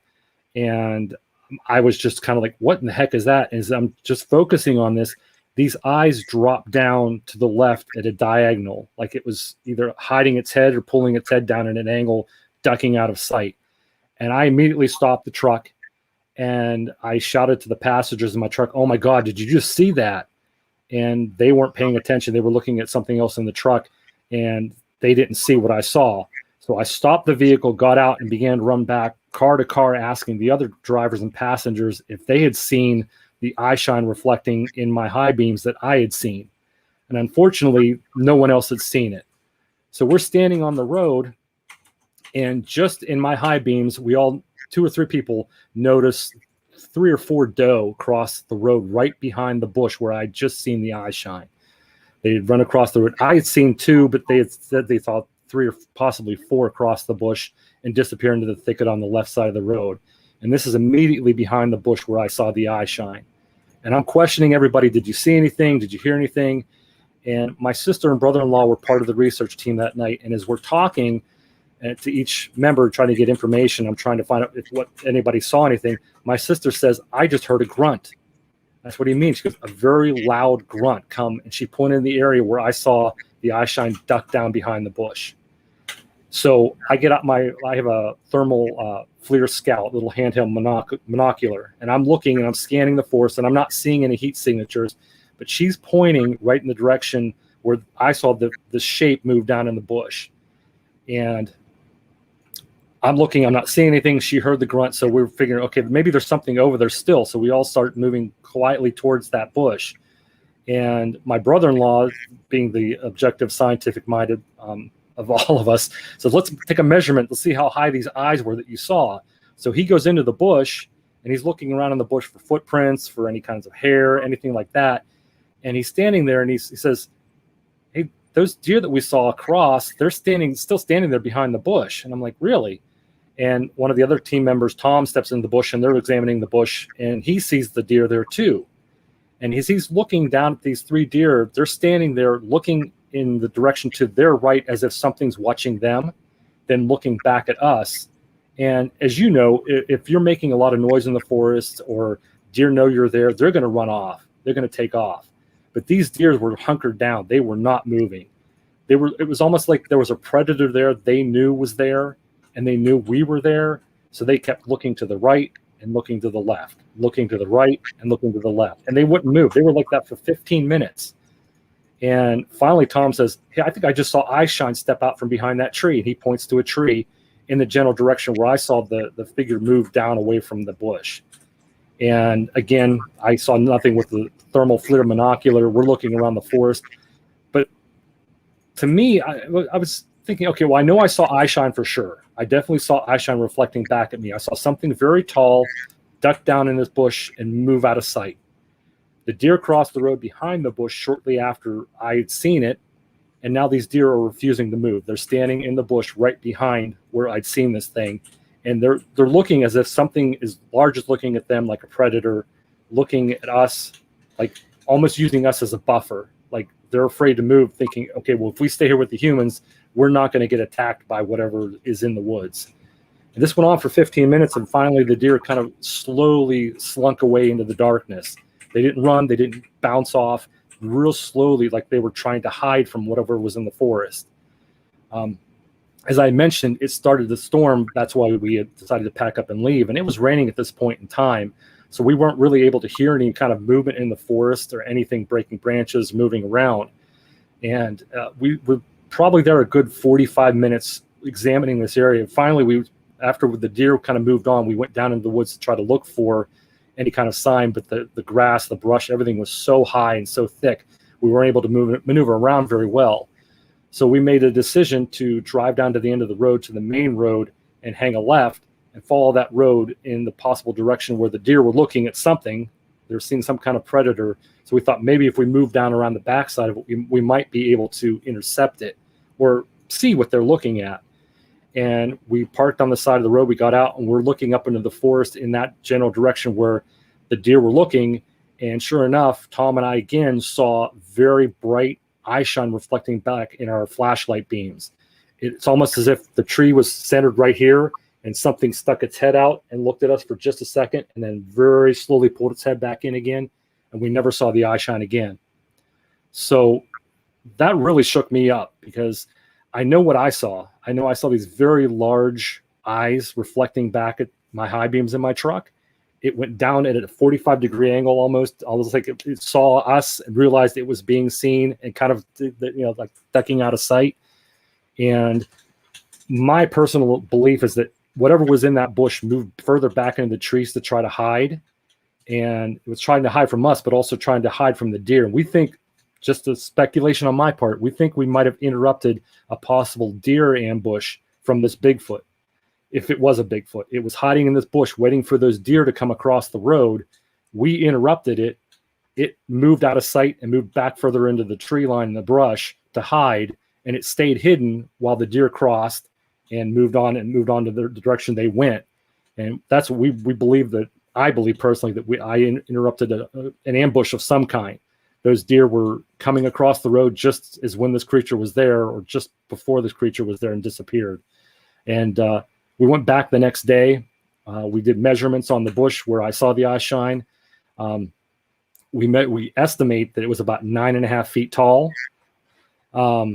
We took a measurement of the embankment that it went down, and sure enough, there was an embankment to the animal's right that it would have explained how the head kind of dropped down at an angle. And we measured from where we saw the eye shine on the other separate occasions, and it was about 9.5 feet high on the trees where we saw the eye shine. So something was definitely there that we saw and experienced. I can't say it was a Bigfoot, but whatever it was about 9.5 feet tall, had very large amber orange eyes, and we think we interrupted some kind of ambush. That is incredible and scary at the same time. Talk about the adrenaline you were having through this situation, being that close. Well, anybody that knows me knows that I lean on the side of skepticism when it comes to reports. I try to remain as skeptic as possible and debunk as much as I can without ruling, saying it was a Bigfoot or saying, yeah, this is what you saw. I always try to weigh on that side of caution, if you will. And that night, after seeing those orange eyes, I was so pumped up. I was literally running back and forth from the cars, screaming at these people, "Oh my God, did you see what I saw?" And on the videotape, when I watched it back, I looked like a maniac. I was just so hyped up and so energized.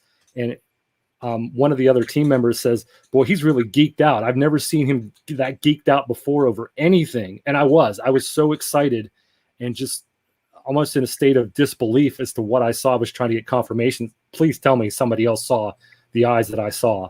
And I was so pumped up. I don't think I slept at all that night when I got home. I was just laying in bed all night trying to rationalize in my head, okay, what did I see? What makes sense that would be that tall?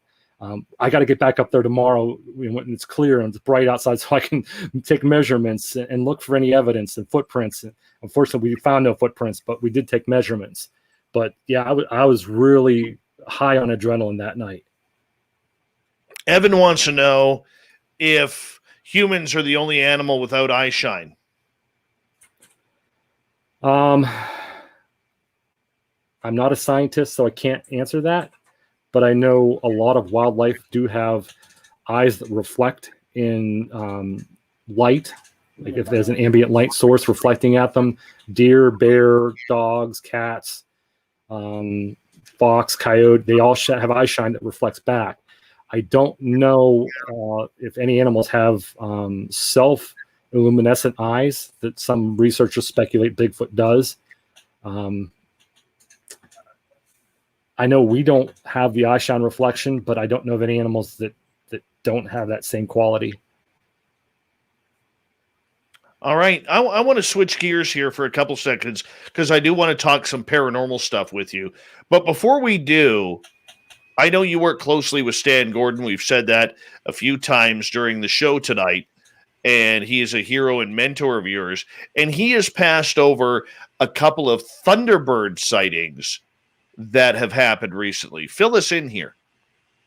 Yeah, Stan and I communicate frequently on the phone. We talk probably once a week on the phone, and we do a lot of cases together, investigating together.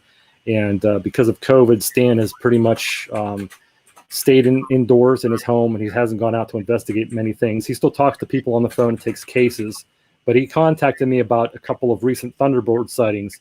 Two of them I have dates on. The third one, I don't have an exact date, but it's a pretty interesting Thunderbird encounter. The first two took place in my hometown of Greensburg, Pennsylvania in late May of 2021, May 22nd and May 23rd, actually. And the first case was a woman sitting at a four-way intersection, a traffic light, waiting for the light to turn. And she happened to look up through her windshield and saw a very large feathered bird, black in color, that was flying probably, she said, a couple hundred feet in the air, but it was taking these long, swooping wing flaps, like very slow, not like a typical bird would flap. And it wasn't soaring like a bird might soar, but it was taking very slow, long wing flaps. And it was a very, very large bird. She wasn't able to give the exact size of it, but it's larger than, she said, anything she'd ever seen. And it was flying in a southerly direction towards South Greensburg. She watched it for several minutes before it disappeared.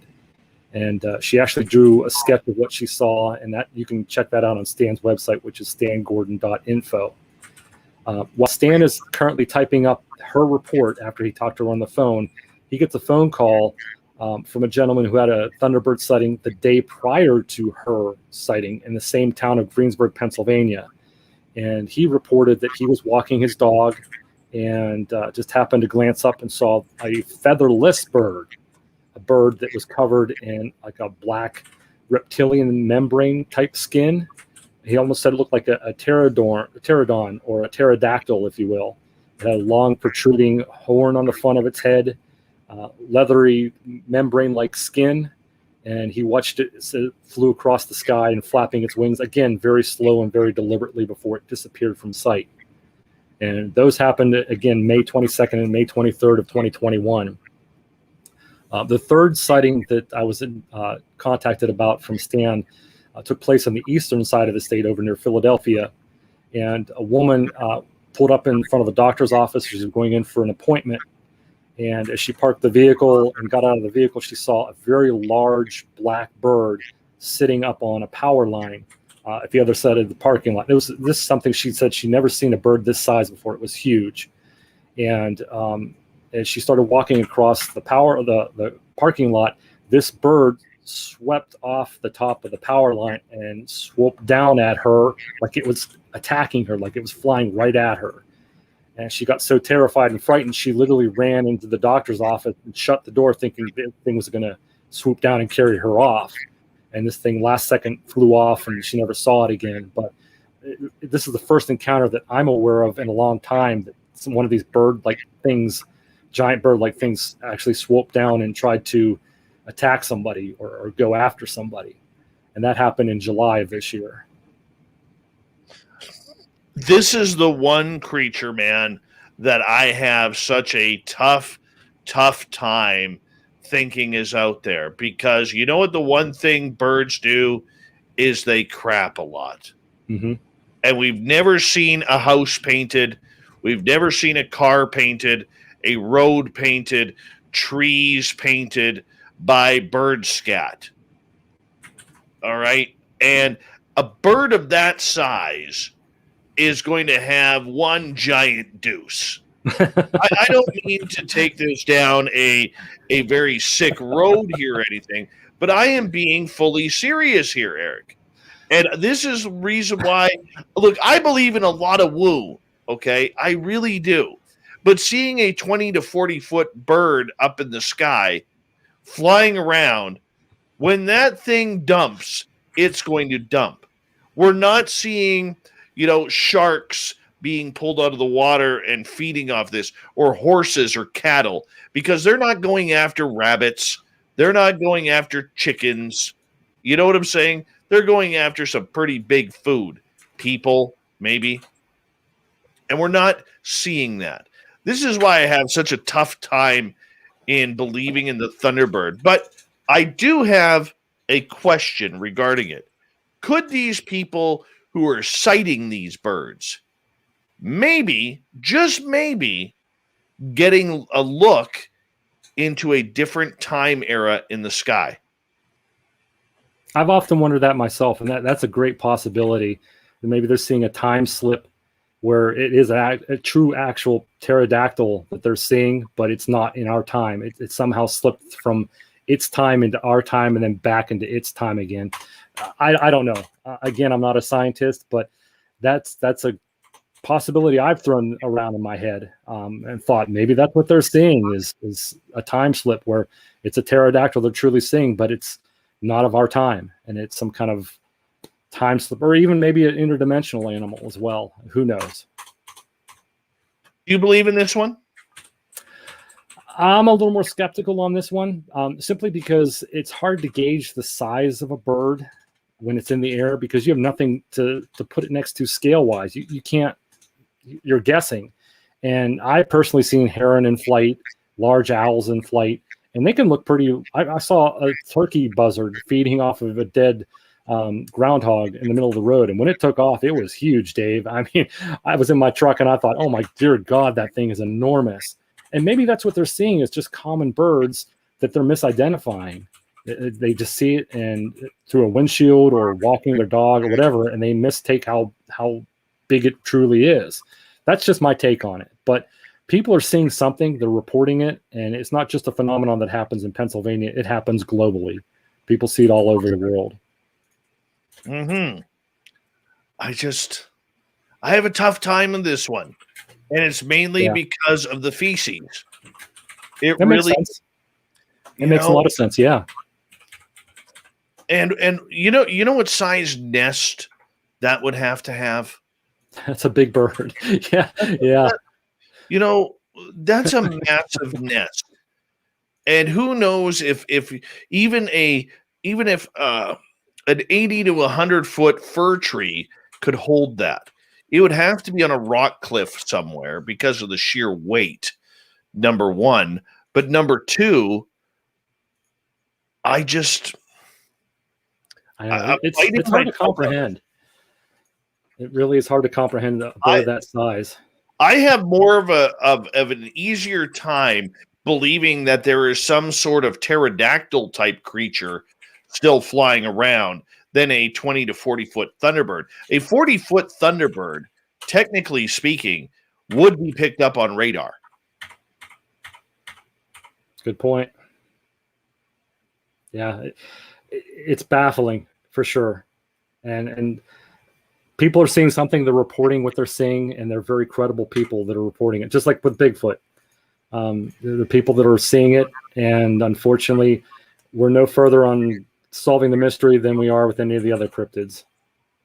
Oh, dude, I hear you. I completely hear you, and I am still blown away by it. Blown away by it, you know. And I hope that one day here, dude, one day that I could be proven wrong, because this is one of those things, man, that I want to believe in. I totally want to believe it, but I just have a tough time doing so with this one, you know. But that's the skeptical mind you have to keep in this, correct? Absolutely. Yeah, you have to remain skeptic and try to rule out all possibilities. You have to. I mean, I would tell people, be open-minded, but be objective. You know, you have to rule out all possibilities, and you can't just believe everything you're told. There are a lot of weird things going on in this world that we don't know and we don't understand and we can't explain. But there are things that have rational explanations to them and scientific, natural explanations.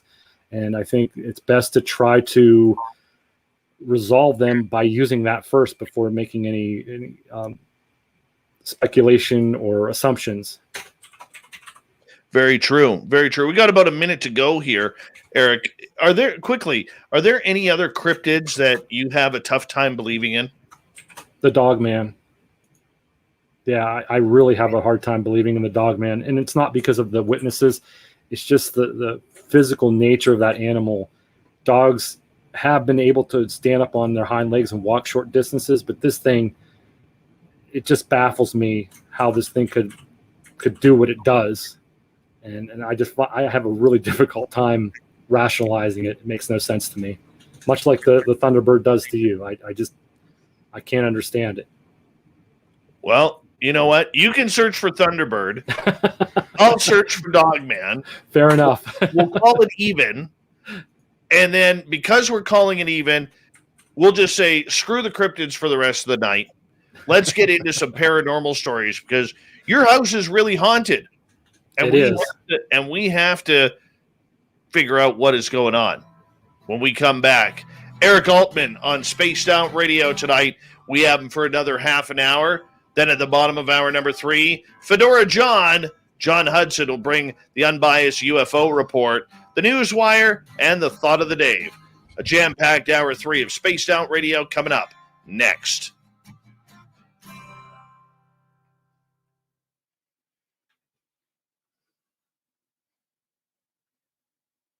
All right, my friend. Excellent. It's been a good show. Tonight. It's fun tonight. I'm having a good time. I'm glad. That's kind of what it's all about, man. Yeah. It's always fun talking cryptids with you. It's because I'm in love with them, man. Want to marry them. No, I'm teasing on that part, but with the beards, we kind of look like cryptids ourselves, huh? True. Very true. But you know, it's that damn Thunderbird, man. That's the one that throws the wrench into me every time. I can understand. I think those are more cases of misidentifications, but I wasn't there. I didn't see what they saw, and a lot of the descriptions they give are really odd. So who knows? Yeah, yet here I am still believing in pterodactyls. What an idiot. What a complete idiot I am. But that's okay. You never know, man. Okay. There's some weird stuff going on in the world. Weird stuff. True. Very true. Let me just get my news ready here.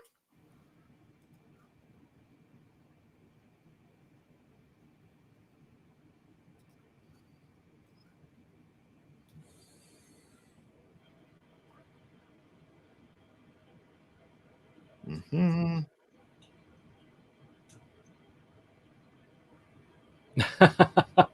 That's a great message from Sovereign Cosmic Wildman. What do you say? He says, at Space.Radio, trust us. Thunderbird pterodactyl is real AF! Explanation point. That's almost as polite as he's ever been.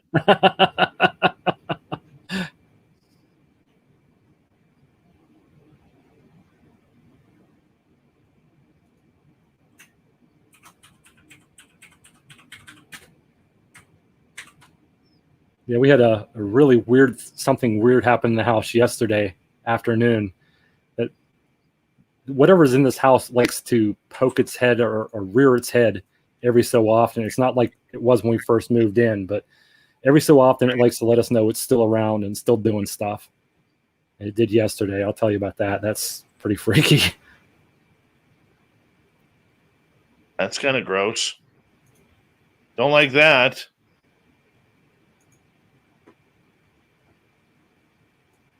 All right, let's move that there.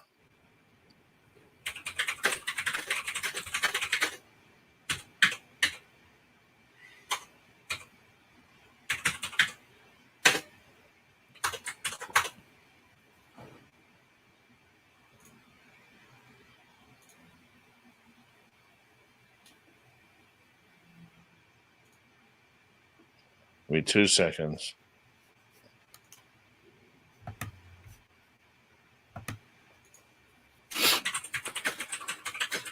All right, that's good.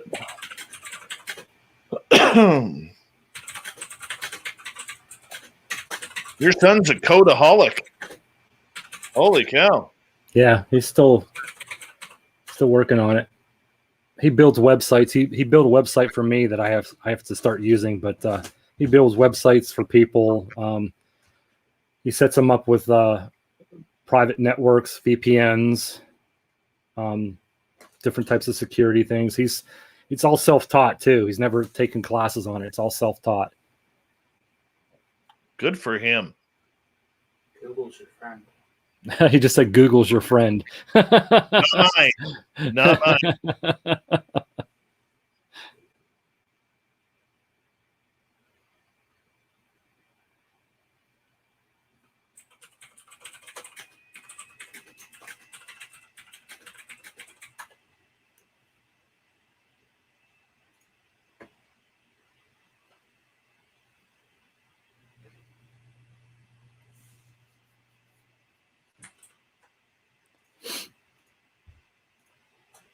All right, we've got about just over 90 seconds here. All right. Well, tonight really flew by fast. Oh, my goodness. Did it ever? Wow. Did it ever?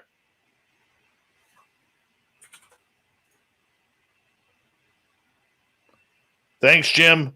We'll get you a hypnotist here soon. We got to hear all about your Chad Smith experiences.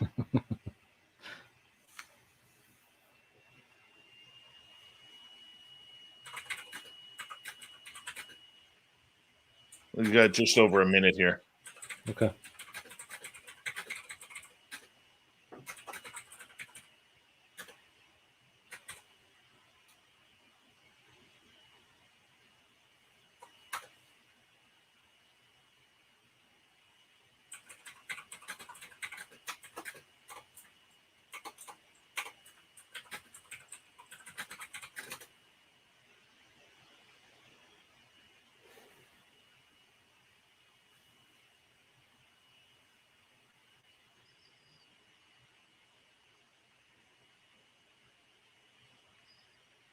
All right. I want to say a big thank you to Chad, to Patrick, Space Cow, Catfish, Dirt Road times 2, Jeremy, Double Tim, and Nicola for the amazing super chats tonight.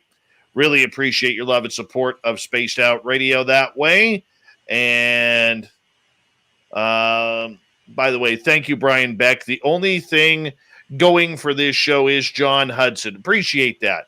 Thanks for the love. Really appreciate that. That's a confidence builder right there, man. Confidence builder right there. Here we go, everyone, with hour 3.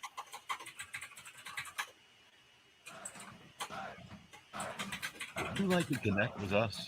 Head to spacedoutradio.com for all your latest show info.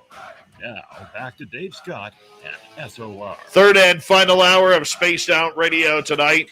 My name is Dave Scott. Thank you so much for taking the time to join us. We really do appreciate earning your listening ears wherever you are on this beautiful planet we call Earth. Thank you to everyone tuning us in on our terrestrial affiliates around North America and digitally on TalkStream Live, Revolution Radio, and KPNL.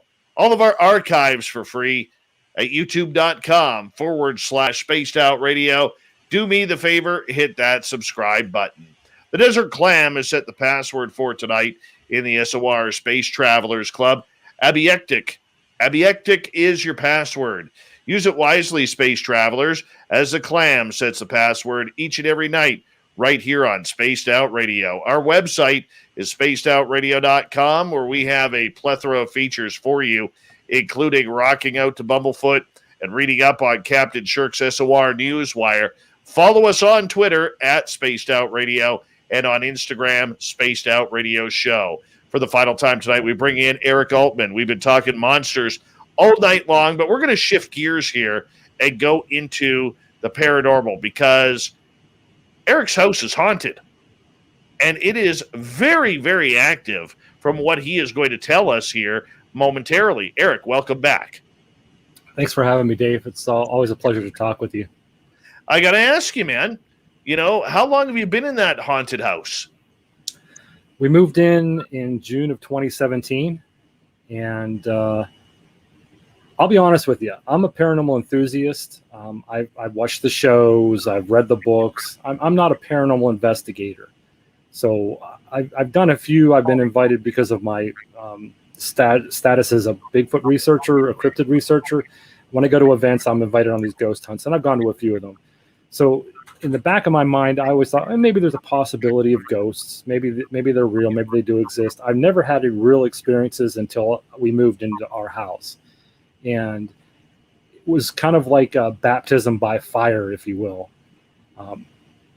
When we first looked at the house, my wife and I, it's a split level ranch. We have a finished basement, which I'm in right now. You can see the couch I'm on and the walls and stuff. I have Bigfoot artwork on the back walls. We moved in. It seemed like a normal house. It didn't have a foreboding feeling to it. Nothing odd, nothing unusual. We walked room to room. We fell in love with it. We thought it was the perfect house for us to spend our last 20, 30 years together, retire, and live out the rest of our lives together. Well, that all changed about the first week we moved in. We had moved all our boxes in, and they were filled with different things for each room. And we had put different boxes in the bedrooms. And I was in the kitchen, actually, when the first occurrence happened. And I was unloading dishes and silverware. And I had heard a crash in one of the back bedrooms. Now, we have cats, and we had a dog at that time. We had one dog. And I figured, well, maybe it was just one of the animals knocked over a box. And it was a pretty loud crash. So I got up and I walked back to the back bedroom and looked. And all the boxes were up against the wall. Nothing had been touched. Nothing was pushed over. There was nothing on the floor. I walked in the other bedroom. Everything was still where it should be. There was nothing that really looked out of place. So I really didn't pay much attention to it, thinking maybe it was one of the animals. And I went back to doing my own thing. A couple nights later was the first real weird experience that really made me start thinking there was something strange going on in the house. My wife and I are in bed. It's about 3:00 in the morning. I wake up and I hear a knocking on the wall. And I thought I was dreaming at first when I first woke up. And I sat up in bed and I listened and nothing happened. And I just laid down and started to go back to sleep again. And sure enough, there were 3 distinct knocks coming to the wall right next to my bed on the right-hand side. And I sat up again thinking, all right, what the heck was that? And I woke my wife and asked her if she heard it. She was sleeping. She didn't hear it. So I laid there for a while, and every so often I'd hear a knock or 2 knocks or 3 knocks coming from the bedroom. So I got to the point where I was like, I've had enough. I got up and started looking around the room, seeing if I could figure out where these knockings were coming from, but I couldn't find a source. So after about an hour and a half, I decided I'm going back to bed, and the knocking stopped and I went back to sleep. A few nights later, the same thing happened again. The knocking on the walls started, and they started this time in the hallway rather than in our bedroom. And it woke me up. And at first I thought, well, maybe I'm just dreaming this isn't really happening. But as I laid there in bed, I started hearing the knockings in the hallway again. And this began to become almost a nightly, every other night occurrence where we were hearing knocking on the wall. And a couple of times the knocking would actually wake my dog up, and he would start to bark. And one of the times I woke my wife up, and she was laying there in bed with me, and she heard the knocking. So we were wondering, okay, maybe there's an animal in the wall, or there's something causing the wall to knock, some kind of natural source. We weren't really sure about it, but that's where it started. A few weeks later, dealing with the knocking almost on a nightly basis, it began to become annoying because it was keeping me awake most nights. And the one night I remember distinctly, and as we talked about my son, you hear him on his keyboard down here, he likes to spend time in the basement on his computer. And I had heard his bedroom door open and his bedroom door shut, and it woke me up. And I heard footsteps go down the hallway towards the flight of steps to come down the basement. And I yelled out, "Josh, is that you?" And I got no answer. And I said, "Josh," and still no answer. But I could hear the footsteps going down the steps to the first landing where our front door is, down the second flight of steps into the finished basement. And I heard the garage door open and the garage door shut. So I jumped out of bed and thought, well, if that's not Josh, I'm going to go find out what the hell's going on. Josh is in his bed sound asleep. That wasn't him. So I came down the hall, and I'm still calling out for Josh, thinking somebody's in the house. And I get down the first flight of steps to the landing, go down the second flight of steps. The basement lights are out. There's no noise, nothing going on. I walk into the garage. The garage is completely dark. There's nothing in the garage, nobody in the garage. I had the door shut behind me, thinking, okay, if there's somebody in here, I'm not letting them out. And there's nobody in the garage. I turned the lights on. I looked everywhere. There's nothing. So I turn around to go back into the finished basement, and all the lights are on in the finished basement that I did not turn on when I went down there. So I'm standing there completely puzzled, like, what in the world is going on here? I know I heard my son's door open and shut. I heard the footfalls go down the hallway, down the steps, into the basement, and from the basement into the garage. So I went upstairs and I told my wife about it. And she's like, I don't know, maybe you just dreamt it. And I was like, no, I heard it. And the lights were on in the basement. When I came back into the basement, they weren't there. From there, things began to escalate in the form of televisions turning on by themselves, where there was nobody touching a remote control or no one near a remote control. None of the animals were near remote controls. They'd shut on, they'd turn on, they'd be on for a few minutes, and they'd shut off. I tried to rule that out as maybe someone having the same frequency of a remote control, maybe a neighbor or something doing that. But even taking batteries out of our remote control, that didn't happen. And this was happening all times of the day and night, when you would think there'd be a rational explanation. You know, if somebody was flipping channels with a remote, it should happen all the time, but it wasn't. So these little things were starting to build up and starting to really escalate. And I started thinking there's something really going on in the house. We were still hearing the knocking. We were hearing footsteps, doors opening and shutting. It got to the point where we were hearing people talking in the house, but we couldn't understand what was being said. My son Josh was sitting out on the back patio. We have a patio swing, and I was in the finished basement, and I swear I heard him in the garage scream out like he was in pain, like he had gotten hurt. I rushed into the garage to look. He's not in the garage. I'm calling out for him thinking he's in the house and he got hurt. He didn't answer. So I walked out in the back patio, and sure enough, he's sitting on the back patio swing, and I asked him, was that you? And he said, no, that wasn't him. And this stuff it still escalates. It's still going on. We had a paranormal team come in after about 3 months of this going on, and they sat in our finished basement, and they had an EMF detector, a K2 meter, some REM pods, and stuff scattered throughout the room. And I was sitting on the couch I'm sitting on now. They were sitting on the left of me over here. There was the couch, and the REM pods, the EMF, everything was going off. And we couldn't figure out why, because we had nothing turned on, and it shouldn't be affecting this equipment. And I jokingly said, well, it's probably not going to knock now because you're here and it doesn't want to be known. So I said out loud, I said, if there's somebody in our basement, knock for me. And no sooner did I say knock for me, there was a knock right behind the paranormal investigator on the wall. He was sitting on the couch, and he kind of looked in amazement. This stuff went on, and it began to build until we had probably one of the strangest things happen in the house. This was in October of 2019. About 2:30 in the morning, we hear this huge crash in our kitchen. And my wife got up, and we thought maybe an animal knocked some dishes off the countertop, or one of our cats knocked something down. And she walked into the kitchen, and I hear her say, "Holy beep." And I said, "What?" She goes, I don't know what to say, "Holy beep." And my son got up and went into the kitchen, and his response was the same thing, "Holy beep." So I got up and I had to walk down to the kitchen to find out. When I walked in the kitchen, I was just shocked. One of the kitchen counters, cabinets that was securely attached to the wall, had been ripped off of the wall and thrown into the middle of the kitchen floor and destroyed. There wasn't anything heavy in the cabinet to cause it to fall. There were a couple of Christmas dishes, a couple of cans of cat food, and I think maybe a couple boxes of some Ziploc baggies, and that's it. But yet this cabinet was pulled off and dropped in the middle of the floor about 6.5 to 8 feet away from the wall. The cabinet top wasn't scratched, like it didn't fall directly down. It came out. There was no scuff marks on the wall. And the strangest thing about it is it was the particle board on the back of the cabinet was attached to the cabinet, was still there, but all the staples that it was pulled off of were sticking straight out instead of bent down, like if it would have fallen down, if that makes any sense. This cabinet was pulled off the wall and dropped in the middle of the floor. I have videos. I have pictures of it's amazing. I'll have to send them to you privately. We're off there so you can see the damage, but it was amazing. It took us almost an hour and a half to get everything cleaned up with all the particle board and everything from the cabinet. I was pushed down the steps by something. In 2018, I had surgery done on my shoulder the first time, and we had an issue in our basement with plumbing. We were hearing water in the pipes, and I figured, well, maybe that was the knocking going on that we were hearing. The plumbing was knocking.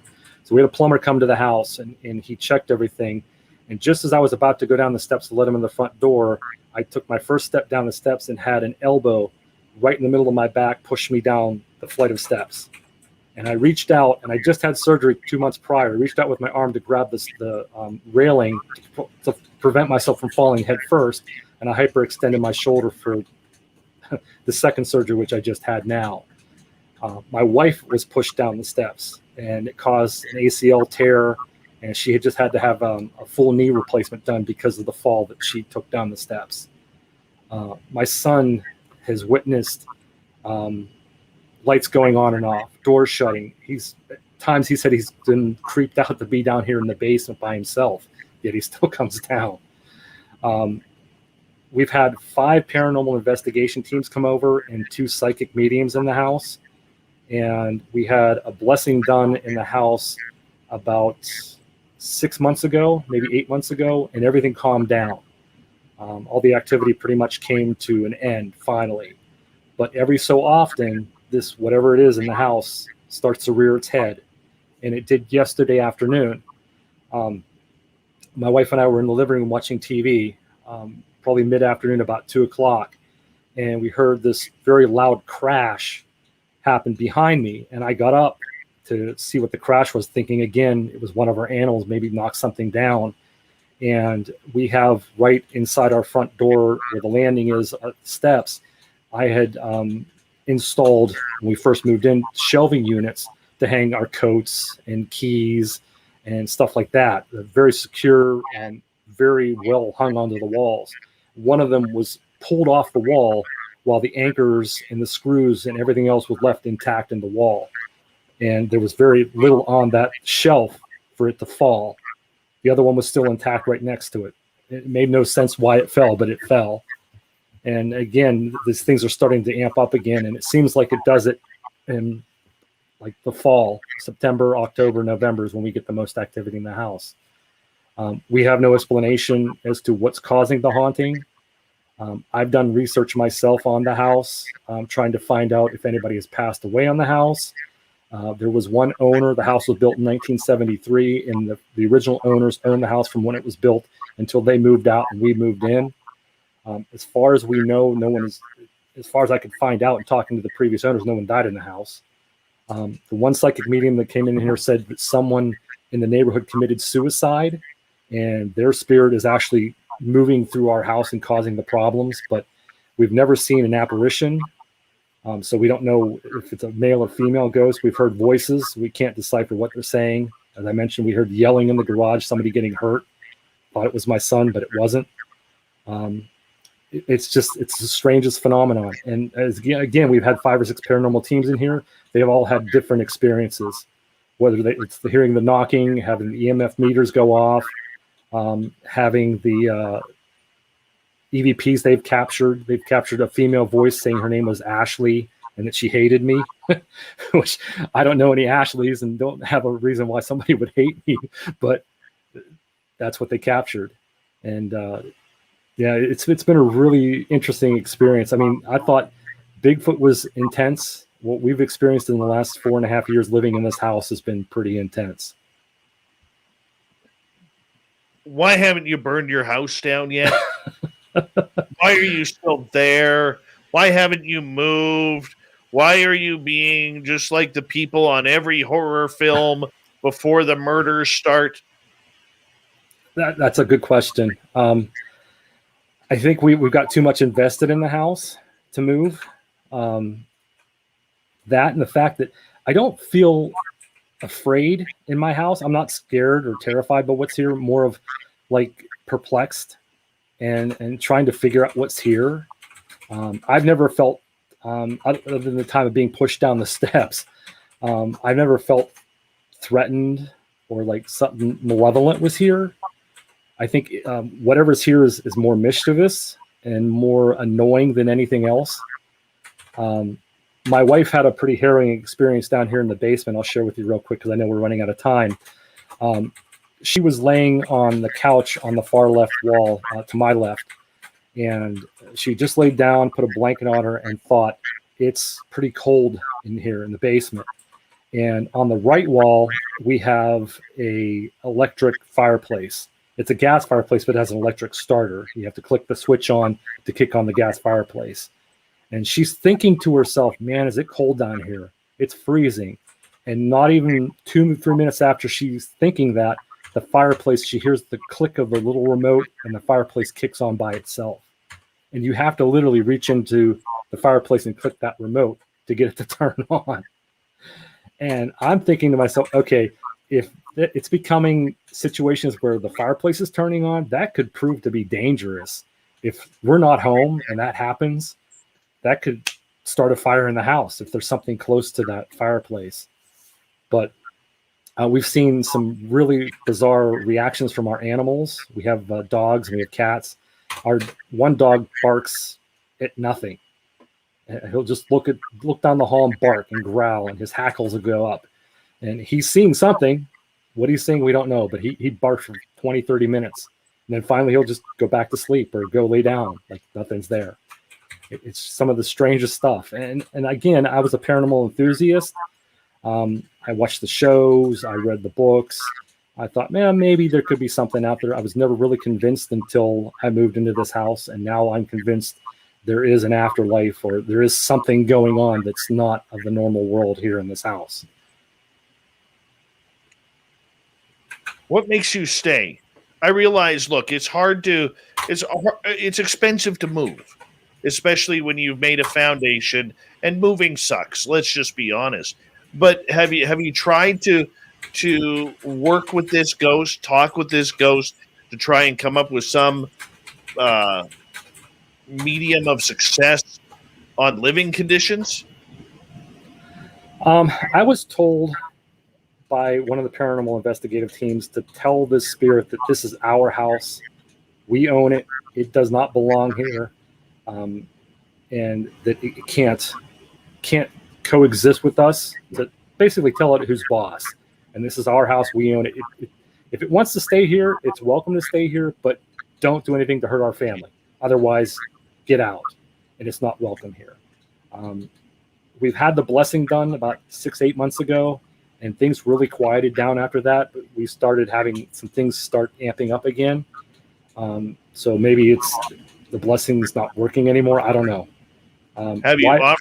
Have you offered whiskey, beer, or tobacco, or a combination?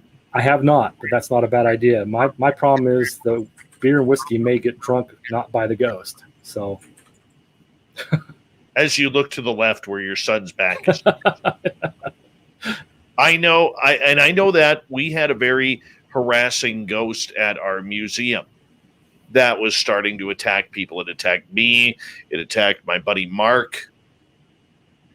And when we sat down and talked to it, we literally got from a couple of different intuitives, you know what? He wants a peace offering he wants, every time you guys come in here to do the tour, he wants a shot of whiskey and he wants a cigarette. So every time in his area, we put that shot of whiskey and a cigarette up there for him. So it may be something that works. It may be.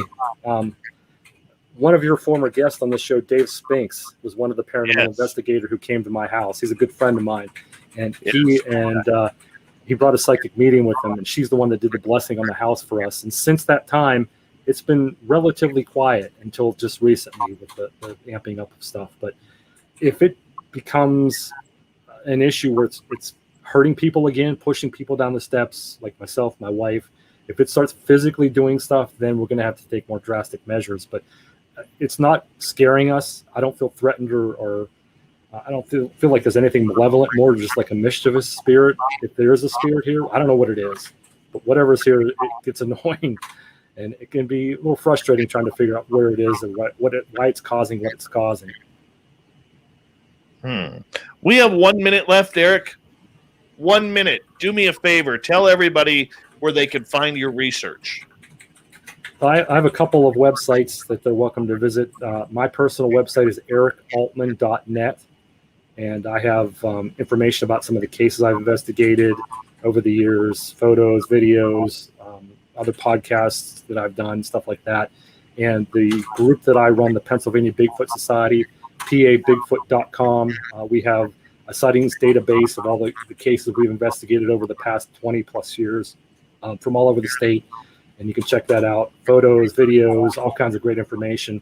If you've had a sighting in Pennsylvania or the East Coast and would like to report it, you're certainly welcome you to do so. pabigfoot.com is the website there. And I'm on social media at Facebook, and you're certainly welcome to drop me a note and say hello.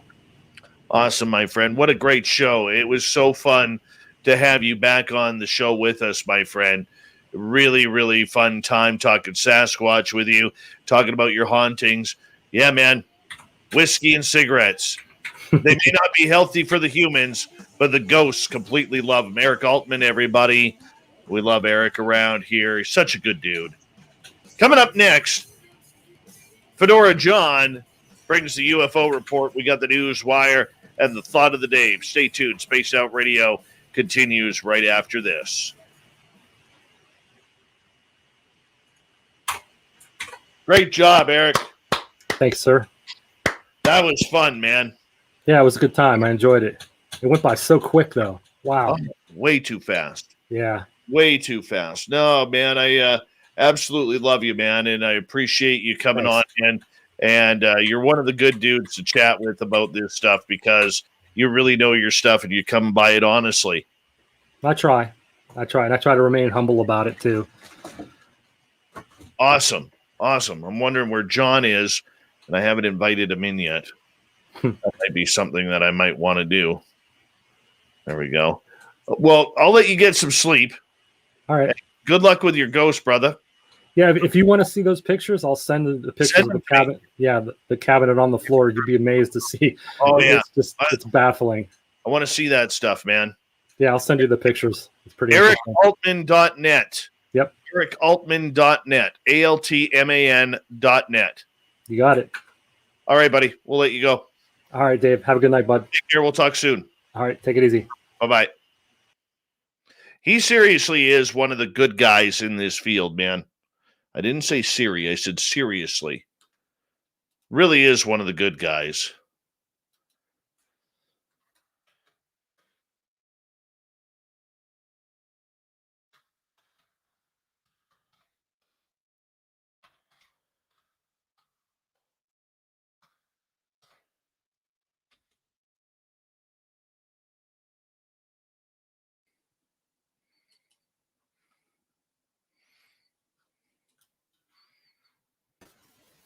There he is, Stetson John, otherwise known as Fedora John. How you doing, my friend? I'm all right. How about you? A little frazzled. I was actually a little worried I wasn't going to be able to make it. My all the plumbing in my house backed up in the last half an hour. Oh no! Yeah. What? Well, no, I still got to figure it out. It's just funny because when we bought the house for the first 5 years we were in, it happened all the time, and then we had all the plumbing redone, everything, inlines, outlines, everything, and so for like 6 years I haven't had to deal with any plumbing issues at all, and I've totally forgotten like what to do and like how to handle it. And it's like, oh crap, now I got to do this and this and this and this and this, and so part of owning a house. Yep. And plumbing sucks. Yeah, it's actually, I don't know. To me, there's an aspect of it that's really interesting. It's really interesting how the vacuum aspect of it works, and how I don't know. Just to me, like a lot of things happening in plumbing that I don't expect, and when I run into anything that isn't predictable, I get interested. Because I want to figure it out. Well, I know you have one listener who is very excited to have you here. Brian Beck is his name, because he says you're the only good part of this show. I heard that. It was great because I heard that right as I was like sopping up water, and so I was like, "Oh, this is nice. This is actually a nice thing to hear while I'm doing this." Look at you. Well, I mean, it only cost me $10, so luckily he was cheap. Oh, well, we just hope that on that he goes over to his channel and gets his whopping 17 listeners and subscribers to stay away from us. There you go. Because we're just so shitty every Monday, Wednesday. So Friday. Eric was fun, man. Oh, dude, he's a great guy and so knowledgeable and so accommodating and so practical about it. He's got a really pragmatic approach to all of it. I was very impressed. Yeah, he is one of the good dudes in this field, and we're proud that he's one of a long list of really good cryptid guys that we have gained trust with on this show. And I can't speak highly enough of him. He's just he's a really nice guy. I must admit, I hope at some point some psychology student or maybe anthropology student takes a look at what type of researchers each vertical of this world raises up. Like what kind of people come out of Bigfoot research, what kind of people come out of this research, and see like what are those differences, because there's cultural aspects to each group that really kind of define. And I'm finding that some of the people that come out of the Bigfoot cryptid side are really top-notch folks. Oh yeah, I mean, really impressive people. Okay, we got 20 seconds here. Want to say a big thank you to Chad, Patrick, Space Cow, Catfish, Jeremy, Dirt Road ×2, Double Tim, and Nicola for the amazing super chats tonight. Hi, ufologist. How you doing? Good to see you here. John, on your list, we're going backwards tonight. Yep. I saw as you wish, my friend. All right, buddy. We're going to get going right now.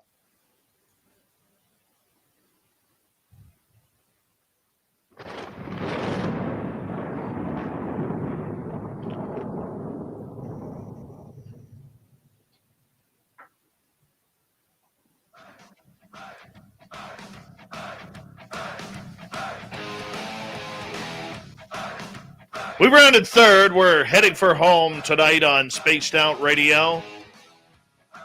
My name is Dave Scott.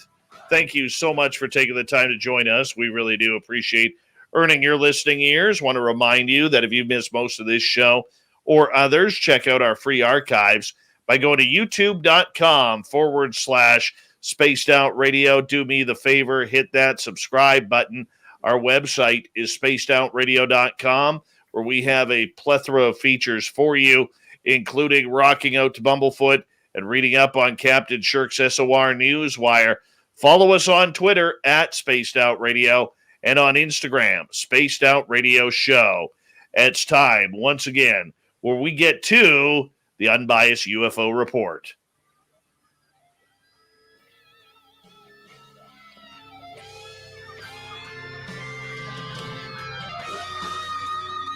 Fedora John Hudson, our man behind the UFO world, breaks us down on a bunch of new UFO news that seems to be coming out daily over the last number of months. And John tonight is starting off with a report out of Canada. Vice writer Daniel Otis has a very unique perspective on Chris Rutkowski, Canada's prominent ufologist, coming out. John, fill us in here. Honestly, Dave, I don't know if I should be feeling pity for you or whether I should be angry for you, or like I'm not really sure how to react to this, because this article, I mean, first off, he seems like a nice gentleman, and I have no doubt, I don't know him. He's probably a very skilled researcher. I'm not saying that he isn't capable of doing the job that he's doing, but what it appears to state is that that if you look at kind of the NORAD agreement between Canada and the U.S., that there's information that filters out of that partnership, and some of it filters to the Americans, and some of it filters to the Canadians. And on the American side, it goes to this large apparatus of alphabet agencies that do analysis on it. And in Canada, the government appeared to have been like, nah, we don't need this. And they gave it to this civilian researcher and made him the man. And that's pretty bizarre. I'll tell you what I don't like about it. Chris Rutkowski is a very good researcher. But I know a lot of researchers in Canada who have had FOIA requests denied regarding UFO information. And yet somehow Rutkowski is able to get them. And then we find out that the Department of National Defense in Canada has been graciously turning over these reports. Now, we don't know how many reports, John, that the government is holding on to that they aren't giving him, but they're giving him a significant amount here. Oh, no, they appear to have been like, oh, you want to do that? Oh, please, here, take it. Yeah, I mean, this is, and the one thing that wasn't clear to me reading the article, and you may know more than I do, is that I didn't get the impression that he necessarily had a really, a beautifully symmetric relationship with them, where, he was asking for as much as they were tossing him, sort of a thing. I got the impression more that he was a dumping ground. That they just, when reports came in, when anything came in, they just didn't want to deal with. They're like, oh, hey, send it to Chris. And so it's not clear to me whether his what do you call do you have FOIA? Yes. Okay. Do you call it FOIA? Yes. Okay. So I don't know if he's had. Wasn't clear to me whether he specifically had success generating his own FOIAs and getting answers for those. But what was clear to me is very much like for a while the FAA and I believe someone else had Bigelow's phone number in their manual, saying, hey, if you see something, don't say something, but if you have to say something, call Bigelow. Right? To me, it's like this guy is playing Bigelow's role without the money. Without the money. Look, I have no issue with Chris Rutkowski or getting the information, but there's got to be fair play. And unless there is something more to him just kind of saying, well, I'll take the reports if you don't want them, and the Canadian military just handing them to this guy, this is unconscionable because civilians don't get this stuff. You know what I'm saying? They don't get this stuff. But Dave, you got to realize you're looking at this problem way too far down the river. Okay, like you're looking at this as like, oh, it's supposed to go to him, but why just him? Why isn't it going to everyone else? My question is, further up the river, why isn't there anyone in the Canadian government that wants to analyze this stuff themselves? Right? I mean, like that's a little disturbing, right? This actually may come out. It wouldn't surprise me because, now that we're through the election, now that everything's going to settle back down again, it wouldn't surprise me if members of the Conservative Party who have interest in this topic now have something to base themselves on. Why is the Canadian military giving this one gentleman information where they are stalling on giving information to even government officials who are putting in these requests for information? I mean, what it says to me is that they see no value in that data. That they're basically giving it to him because they think he's a curator of it. And they're like, hey, look, if you see value in this, knock yourself out. But, and now I don't know. I mean, I guess it's possible that there's some organization within that flow of information that's funneling off copies and is doing something smart and logical with it. But I don't get the impression that's going on. I get the impression he's a dumping ground. Here's the thing, though. What kind of reports is he getting? Is he getting dots in the sky? Is he getting real reports of crashes? Is he getting reports? Because I haven't seen him get a crash report. I haven't seen him get any where CF-18s line up and are chasing these dots in the skies or these craft in the sky. I don't see that happening. I don't know. I wonder if maybe he's just getting CC'd on everything that's going to the Defense Department, right? Is it just that, like what you found out about copies of those reports going to U.S. Defense Departments? Remember we talked about that before. Like, what if they just said, well, if we're going to give it to the Americans, we should probably give it to a Canadian too. And so they just like CC Chris on everything they send. I don't know. I really, really do not know. But I mean, the question is, if they're giving him that information that clearly, does he have a security clearance to see this? This goes a little bit further. That needs political investigation. And why doesn't he have his own bloody podcast, right? Like, why isn't he presenting all this information to the Canadians? But here's the thing, too. Chris is very closely tied to MJ Banias, a writer for The Debrief. Okay? And MJ is a school teacher by day, writer by night. And MJ has written reports for... School teacher? I didn't know that. Yes. He has written reports for Chris in papers and for The Debrief before. And they are very tight. So anything that comes out of Canada comes directly from Rutkowski, which will go filter to MJ Banias and then into The Debrief. Which is interesting because we haven't seen much come out that way. So Chris, does that mean that the MJ's not seeing the information as printable, or? No. Chris is very, very secretive. He doesn't like talking UFOs. He likes collecting the reports. He likes seeing the data.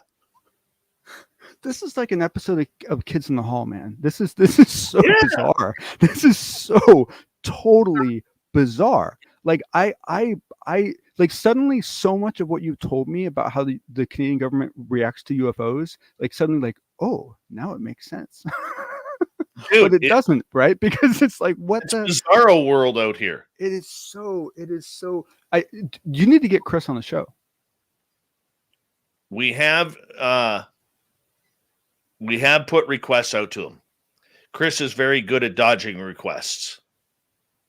Well, I mean, the thing is that I don't know how I really should. I mean, I'm half Canadian. I really should like spend some time and learn much more about how your government works. But in the U.S., like for example, there are groups right now getting in trouble who did vote counting for the election because they're saying they don't have to release their data, and the courts have ruled no. You got public records. Therefore, you have now become an extension of the U.S. government. You do have responsibility to release that information.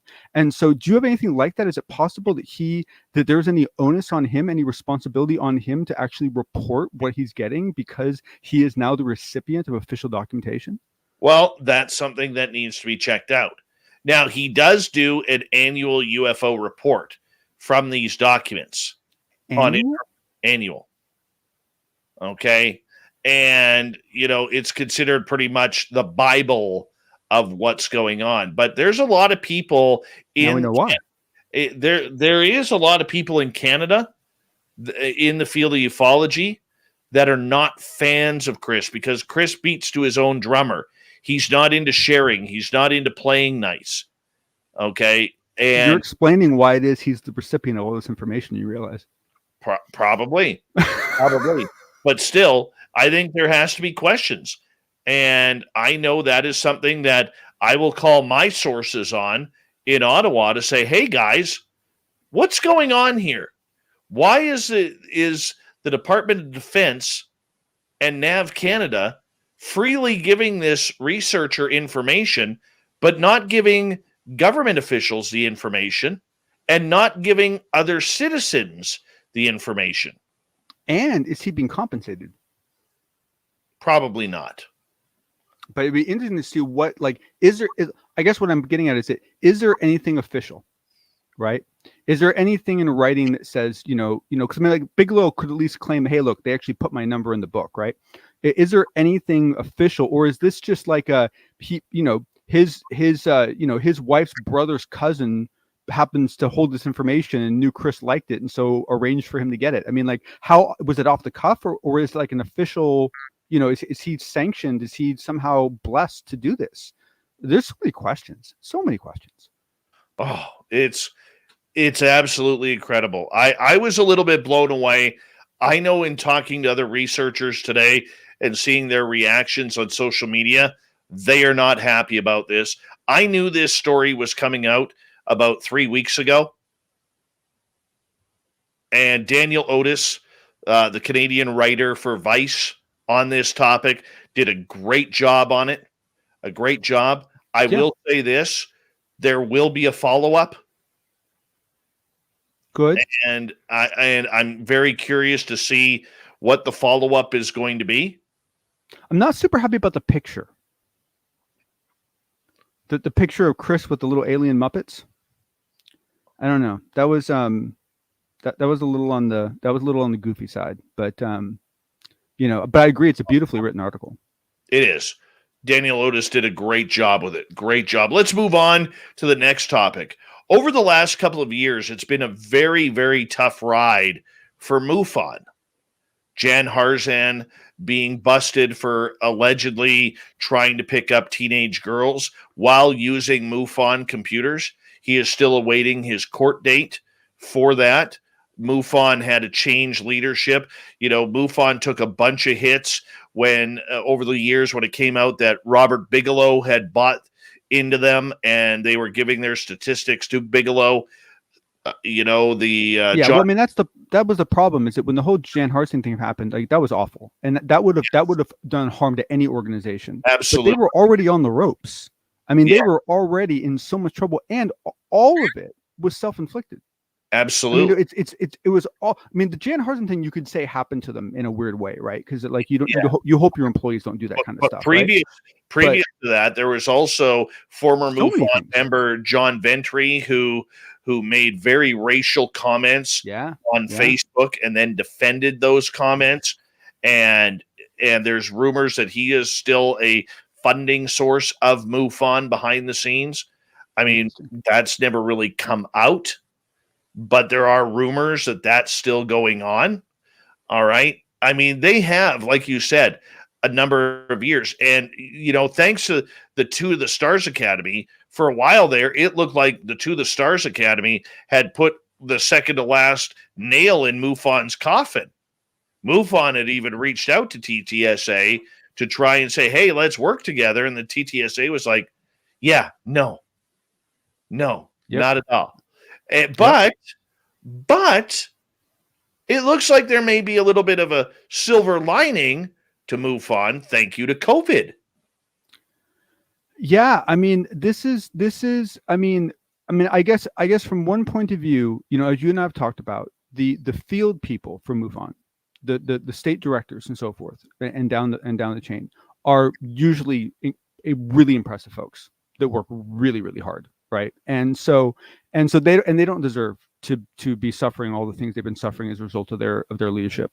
And so, now what we're seeing, as reported by Mystery Wire, is that they're seeing a huge increase in subscriptions of people signing up to support MUFON.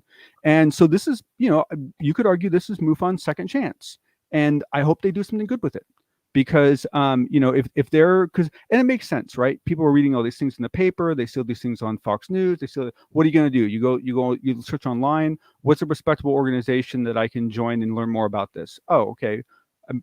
I mean, honestly, I don't know if MUFON would be my first choice, but I can understand why a lot of people would end up going to MUFON. And so they're getting a huge breath of fresh air from this.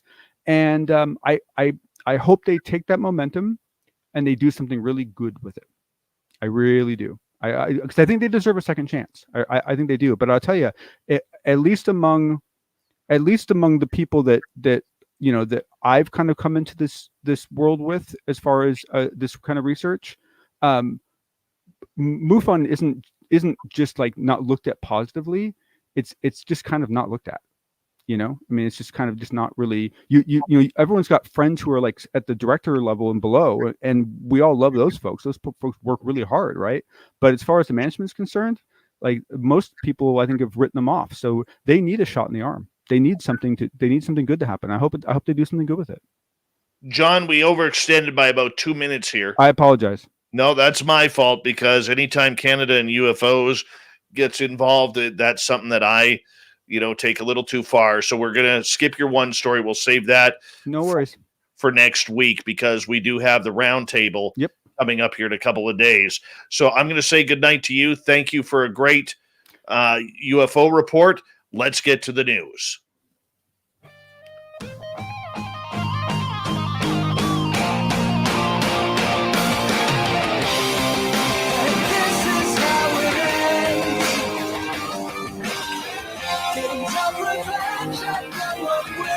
The news is always changing, which is why we bring you the SOR News Wire. Let's get weird right off the bat. A man who was accused of having sex with a horse. Shirky Poo, where do you get these stories? Well, the man who was into bestiality has escaped from jail, but he made it less than a mile before he was caught and landed back behind bars. Yet, 25-year-old Jonah Barrett Lesko was captured by police trying to swim down to the Animas River in Durango about 25 minutes after he escaped the La Plata County Jail. He was first discovered missing when police received a phone call about a man in a jumpsuit running near Office Depot. But police got on it. He's not an attractive man. No, not an attractive man. No wonder even the horses were trying to turn him down. All right, moving on. If you're in Colorado, you might as well burn down your state. Why? The annual tarantula migration, if we could call it that, has begun. Literally, millions of these tarantulas are on the hunt, not for storms, but rather they're horny and looking for mates. And so they're all gathering in Colorado. It's like a big Tinder party for tarantulas. Absolutely horrific. Nightmares can be made of this stuff. So I'm just going to move on to the next story. Very cool here. Betty Soskin has accomplished a lot over her life. She's written books. She was a songwriter, activist, and serves with the National Park Services. And now she officially holds the title as the country's oldest ranger. Why? Because Soskin just turned 100 years old. Born in Detroit in 1921, she currently works as a ranger at the Rosie the Riveter World War II Homefront National Historic Park in Richmond, California. Here's a cool one. Green Bay Packers running back Aaron Jones lost a necklace containing his father's ashes while scoring a touchdown at Lambeau Field. And thankfully, the precious item was found the following day on the field's turf. Jones, who scored 4 touchdowns in Monday night's home opener against the Detroit Lions, said he believes the football-shaped urn necklace fell off during his second quarter touchdown catch. If there was any place to lose it, that's where my dad would have wanted me to lose it, he said. So now I know he's smiling. Jones said a team trainer scoured the field early the next morning, was able to successfully locate the necklace. The running back said he wore the necklace Monday night as a tribute to his father, Alvin, who died at age 56 from COVID-19 complications. Jones said his father always attended his games, and he would make it a point to locate him in the stands for support each and every game. That is just wonderful. And finally tonight, here's a gross one. Young Danes are sticking nicotine pouches up their asses and inside their foreskins in a trend that has left health experts concerned and baffled. No, we're not climbing up milk crates anymore. We're taking tobacco packs and inserting them where they don't belong. We can just see the new health scares coming from this latest TikTok type trend. Horrible. Absolutely horrible. Who does that? Thank you to Captain Shirk for the absolutely weird news tonight, to John Hudson, who apparently makes this show way better than I can, and to Eric Altman for being a wonderful guest talking paranormal and Bigfoot all night long. We got Mr. Ron Bumblefoot Thaw rocking in the background with Little Brother is Watching. Bumblefoot is the official music of Spaced Out Radio, rocking us in and out of every single show. Get your horns up for the guitar god himself. Special thanks to everybody listening in at home, at work, in your cars, wherever you may be. Thank you to everyone on our chat rooms, YouTube, LGAB, Revolution Radio, Twitch, Spreaker, Facebook, and on Twitter at hashtag Spaced Out Radio. Remember, this show is copyright by Spaced Out Radio and SOR Media Ventures Limited. Thank you so much for choosing to share your evening with us, because together, my friends, we own the night. Mr. Bumblefoot, we need a favor. We need you to take us home.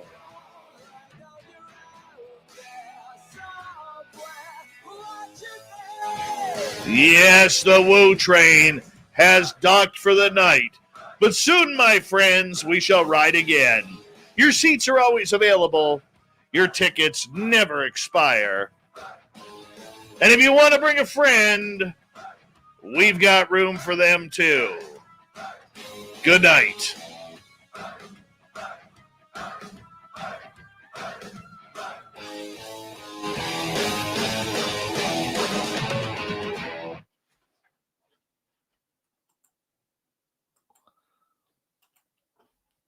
You honestly can't make that stuff up.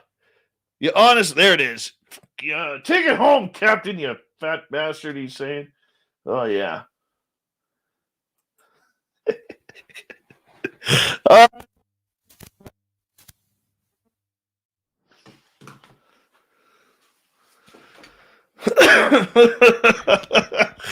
mean, honestly, putting tobacco packets up your ass and in your foreskin. There's a reason why you're supposed to have a helmet and not a toque. So you don't put tobacco up your foreskin. Honestly, who thinks of this? Who sits there and thinks, I'm going to shove a tobacco packet up my ass and this is a good thing to do?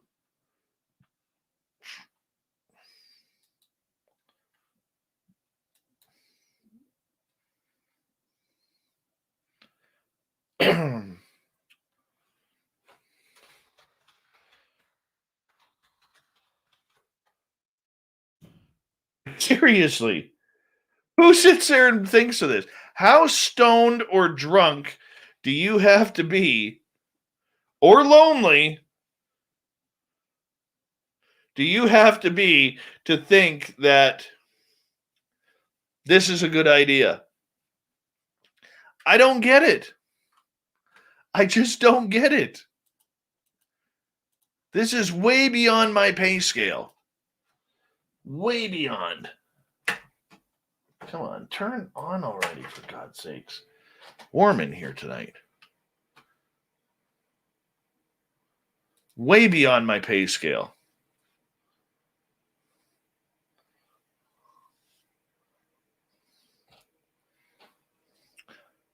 That's a lot of swipe lefts on Twitter or Tinder, pardon me.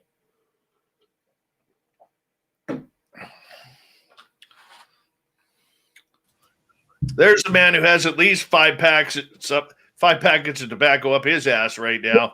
And what I don't understand is why that? Like, why not? They have other. You can get other drugs that can do that for. I mean, like, why nicotine of all things? I don't get it. I don't. But I missed the story. Was that related to prison? I don't know, but I'm going to read this entire story because I need more of this in my life.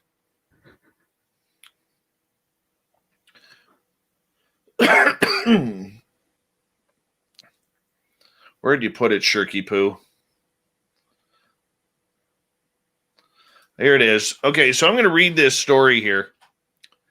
Young Danes are sticking nicotine pouches up their asses and inside their foreskins in a trend that has left health experts concerned and baffled. Health experts from across Denmark, including the country's National Health Institute, confirmed the trend to DR, whatever DR is. That's a Danish national broadcaster. Independently, Vice and Motherboard found multiple threads on Scandinavian forums where users discuss placing nicotine pouches or on or up intimate body parts. Nicotine pouches are popular in Scandinavia, especially among young people. Snuff, a wet tobacco pouch that originates from Sweden, or snus, pardon me, has a particularly long tradition in the sub-region, despite being illegal in every European Union country except for Sweden itself. In Denmark, the word snus is oftentimes used as a catch-all term for any tobacco or nicotine pouch placed underneath the lip. Users report a mild burning sensation in the gum during use. In July, a Danish law came into effect that banned the use of snus and other nicotine pouches during school hours after reports of students sticking the packets around classrooms. One teenager whom DR spoke to recounted how he and a group of friends had stuck nicotine bags up their foreskin of their genitals while drunk at a party. Meanwhile, a health expert told the broadcaster about a boy she had spoken to who claimed to have done the same. They got drunk, and one forgot to take out the nicotine pouch again. The next morning, he woke up and his penis was red and very swollen and hurting. That could be blue balls. You never know. It was the first and last time he tried it. She also pointed out that nicotine pouches can cause gum damage and could potentially cause similar damage to other parts of the body. Now, Denmark is not the only Scandinavian country where teenagers seem to be putting these pouches in odd places. A student in Norway who asked to remain anonymous said about how he had experimented with placing it inside his foreskin. I was bored and about to take snus and masturbate, and my curiosity got the better of me, so I tucked it in. It was low strength, all white dry portion. I didn't feel too much of an effect. Maybe it would have been different with a stronger moist one. I got a cold sensation from the menthol, he added. Other curious teenagers have had more success. In a thread on a Norwegian forum, another snus user reported sticking the product up their anus.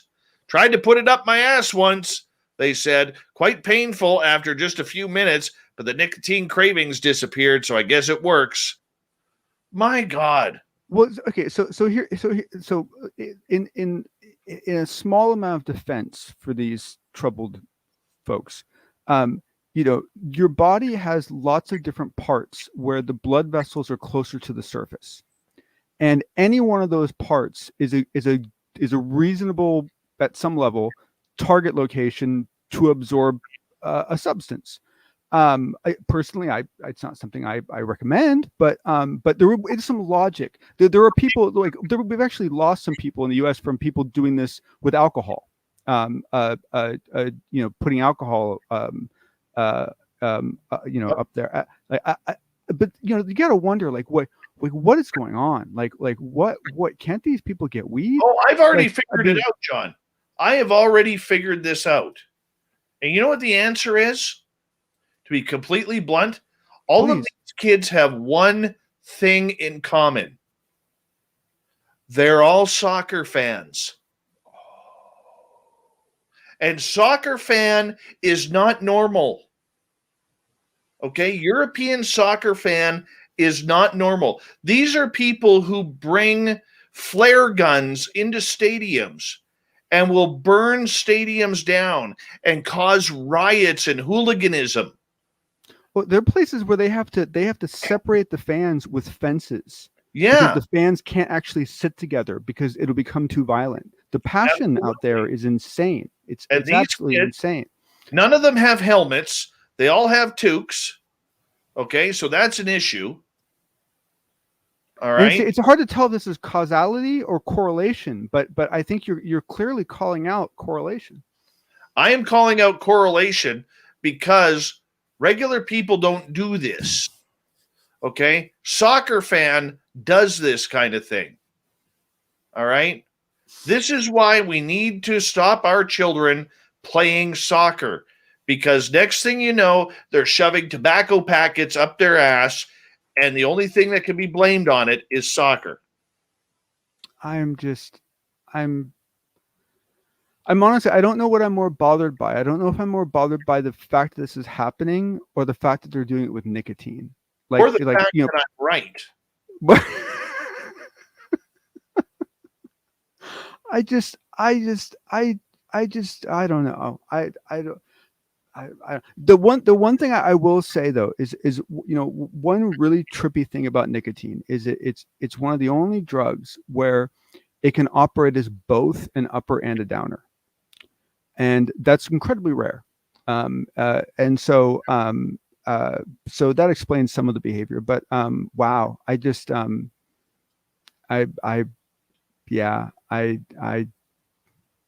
and what else amazed me is these people talked to someone about this. They were interviewed at some level, like, oh yeah, so I tried this and then I tried that and I was doing this and then I thought, hey, this is a good idea. If I was a journalist in that story, I would have said, what soccer team do you play for? And they would have answered, would have explained all of this. Okay, soccer needs to be blamed for this. Because you don't see hockey players doing this. You don't see skiers doing this. You don't see football players doing this. Baseball players, no. None of that. David, in Canada, is it common for younger kids to play soccer? Unfortunately, yes. Because we have this weird phenomenon in the U.S. where essentially from very young until about sixth grade, soccer is a dominating sport from boys and girls. And then around junior high, suddenly it becomes not okay to play soccer anymore. And everyone breaks out into football and basketball and even golf and other things, rugby, lacrosse. And then at the high school level, usually there's some soccer presence, but it's very low on the totem pole. And I've always thought it was a weird thing that it's held in such a pedestal when kids are younger, and then it's almost like there's this cultural belief that you grow out of it. It's weird. I've always been baffled by at least in the blessings of the United States, the children do grow out of it when they realize that their parents were idiots for putting them in soccer. Okay. Man, it is. It is. Yeah, I'm at a loss. I don't know. I'm not someone who played sports, so I don't know. I suppose there's some redeeming value, but I don't know what it is. That's just, oh man, that is just so disturbing, so totally disturbing. So Dave, I'm really actually I'm very sorry about this whole Canadian story. If I was a full-blooded Canadian living in Canada, I'd be really mad right now. I really would. Brian Stacy from the Experiencer Support Association, he is pissed right off. Like, this is a guy who's filed numerous requests over the years and has had his request denied. And then he finds out that, every request that he's made for files have been turned down. And yet Chris Rutkowski was able to get his hands on these reports. So it'd be funny if they were sending all the FOIAs to Chris and he was the one denying them. Oh man, this is a big story. I mean, this is something really worth digging into. I can tell you right now, the phone numbers on this piece of paper will be called tomorrow. Good. Okay. Good. And the thing is that there aren't that many of you. Like, I mean, come on. I mean, of the really significant, like, if you forget like whether you like them or not, right? If you just look at the number of people that are actually either doing research or publishing research, even if you create like the largest group you can get to, how many are there of you in Canada? Like what? Like 15? If that? No, there's a few more than that. Okay. All right. But there's not a lot. Okay. So he could have at least been sharing this with you folk. I mean, it's like, that's the thing that bugs me is like, I don't think there doesn't appear to have been any outreach on his part to, except for maybe to MJ, but even that, I don't know. Cause I haven't, it's not like the brief has been pumping out all these Canadian UFO stories. No, that's because the good part about that is MJ hates UFOs. Oh, wow. Well, yeah. He doesn't believe in the phenomena. He thinks it's a big joke. And you said yourself that this guy Chris doesn't like to talk about him either, right? That numerous times. But a very well written article on Vice by Daniel Otis. Yes, I completely concur. Yeah. And hats off to him for getting the information he got. I mean, because let's face it. I mean, before this, had you heard whispers of this? Did you have any idea this was going on? This article? Before this article was written, the fact that Chris was like this funnel point. I had heard that a couple of years ago. Okay, all right. And it was a it was a very loud secret that we always wondered. But I mean, Rutkowski is very close-lipped on things.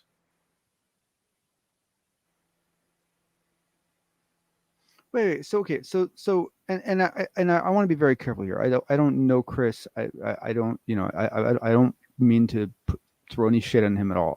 But I want to understand something. So he is a researcher. Yes. Researches UFOs, but he doesn't really like talking about UFOs. Yeah. And he's close-lipped and doesn't like to share information. Is that correct? He even says that in the article that he doesn't like talking UFOs. So are there other things that he researches that he likes more? No, he's a brilliant guy, dude. Like, he has a couple of bachelor's degrees.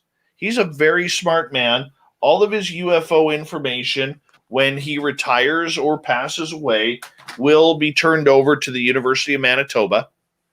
Okay? But why is he doing it if he doesn't like it? I can't answer that. It's so weird. Weird. Put it this way. I think he likes UFOs, okay? But I don't think he likes ufology. Okay? All right. Well, I don't blame him for. Yeah, I don't yeah, no, you can certainly understand someone having that point of view. Wow, man. That is just. I was floored when I read that article. I really was. I was just absolutely floored. My first thought was, oh, poor Dave. Poor Well, Dave. Dave's not going to want to hear this. I got to talk to my guy tomorrow in Ottawa, and I'm going to say this is question period time stuff. This is stuff that needs to come out. So many questions. So many questions. Yeah. I mean, just even the basic stuff. How did this begin? How long has it been going on for? How much data has been transferred? What's happening to that data? Has there any been action taken on that data? Has there been anything top secret? Yeah. What is it? What are the clearance levels involved? What sort of feedback is he giving that might be influencing up the chain of command, right? Is he vetting things? Is he giving an opinion on anything? Are they using him as a resource? I mean, the questions just go on and on and on and on and on. You could spend weeks on this. Yeah. My guess is that based on everything you told me, Chris probably isn't going to be terribly happy about this going public then, because he's not going to want to be the subject of all those questions. Excuse me. The interview was done with a lot of quotes from Chris. So Chris wasn't shy about what he was saying. Yeah, that's true. Okay, well, who knows? Maybe Chris is changing his maybe enough's happened that he's changing his mind and now he wants to be more involved. I don't know. Time will tell, right, man? I mean, we got to find out one way or the other. It's going to be interesting to see. Hey, bud, you talk to the crowd here for a couple. I got to head to the bathroom. Yep. All right, let's pull up the chat here. See how everyone is doing. Doop-a-doop-a-doo. What is your best fake UFO? Man, I saw a good one the other day. Let me see if I can find it and I'll post it. My assumption is this was some kid's like art project, because it's too clear. But then you get all to the funny jokes that sometimes when a UFO video is too fuzzy, people are like, oh, it's not real because it's too fuzzy. And then the UFO video comes out and like, oh, it's too clear. There's no way that's real. And it's like, how do you win, right? I mean, like if it's this, it's that. If it's that, it's this. And one of the big problems we have in this whole field is that whenever any video comes out, people are very quick to announce the problems with the video. They're very quick to call it out and say that's false, but you don't hear anyone going out of their way and saying, hey, that's real, or hey, I think that's good, or hey, I think that's a real video. Yeah, no, not going there, Mr. Hoff. Sorry. I got some limits. But the truth of the matter is that there's more bad videos out there than there are good videos, I'm afraid. And part of the problem is that like there are actually a lot of people that do it for art projects, for school art projects. And the problem is that sometimes they'll get done in a foreign country and it'll be good. And so then someone will release it, to the wild, and then it gets lost somehow that it's some kid's art project. And then you get people like us, debating whether it's real or not, which is kind of a bummer. Okay, I found it. So give me a second here and I'll post it. For those that want to check it out. This one's kind of pretty. Let's see here. There we go. So I found this one the other day and I posted it. I was like, I want one like this that's real. I want one like this that actually actually looks good. This one's pretty. But then someone responded to me on this one. They're like, it's a little too fuzzy. It's like, what can you do with it? But it's kind of a cool triangle, TR3B looking thing that that kind of flies through the sky and so forth. I must admit that whole triangle thing really bugs me, like really bugs me, because I think there is significant evidence that the U.S. has a triangled craft, and I think there's also significant evidence that a lot of the triangle craft seen are not ours at all. And so, does that mean that we got one and we copied it? Does that mean that we're just replicating what we see? Does that mean that they've helped us build one? Does that mean that we just happen to? That's hard to believe. It's very frustrating. Very, very, very frustrating. All right, let's see here. Anyone got any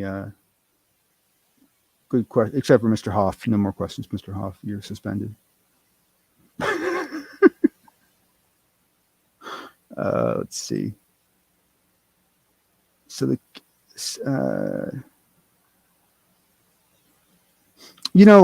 what's funny about your question, Townsend, about the MI6 CIA thing, is I don't remember what the name is for the Canadians. My guess is that they don't make it terribly public. It could be the Canadian Mounties for all I know. But I will say this: in the U.S., there is a SIGTEL community, a signal intelligence community within the different alpha agencies, and within that signal intelligence community, they have counterparts in Canada that they trust sometimes more and feel more kinship to than they do their own chains of command, because the SIGTEL world is just, it's unique, and so I know that there are SIGTEL counterparts. Dave, someone was asking if there's any publicly known equivalent in Canada to the CIA or MI6. There's a group called CSIS. CSIS. Yeah. And CSIS is the Canadian Security Intelligence Service. And is there two different ones, one focused outside the border and one focused inside the border, or is there just one that does both? Just one entity that does everything. Interesting. So basically, it's Canada's spy agency. Huh. That's interesting. That's a little worrisome, actually. Like we have some pretty strict rules laying out as far as who can operate where, and it I mean, it gets us into trouble, to be quite honest with you, because we recently ran into a problem where there was a large hacking event, and the people that did it broke into servers in the U.S. and launched the attack from within the U.S. And that kept the NSA from I think it kept the NSA and I think the CIA. It prevented them from investigating it, because it was traffic that was generated from within the U.S. and they're not allowed to focus on that. That's not their jurisdiction. So I guess sometimes it does hurt us. But and so have they spoken out at all about any of this stuff that's going on? I mean, has there been? No, we don't even know if CSIS is involved with the UFO story. Okay, we really don't. That is one of the speculations that we have with this entire game right now, is where's the story going? Now, Paul Hellyer, before he passed away, he had stated to me in an email back in 2019 that he believes that there is a secret group in Canada that is dealing with the UFO story. Now, could Chris Rakowski be a part of that? We don't know. Right? We don't know if he's a part of that group or if he's just the guy to keep the story in the limelight. We really don't know anything. So, I mean, these are questions that need to be answered. Now, what we do know is a company called Nav Canada basically owns all the flight information in Canada. Okay. They're like the FAA. Okay. All right. Okay, except they're not a government body. All right. And this is where we need to find out how much information is coming from Nav Canada, how much is coming from the military towards Chris Rutkowski.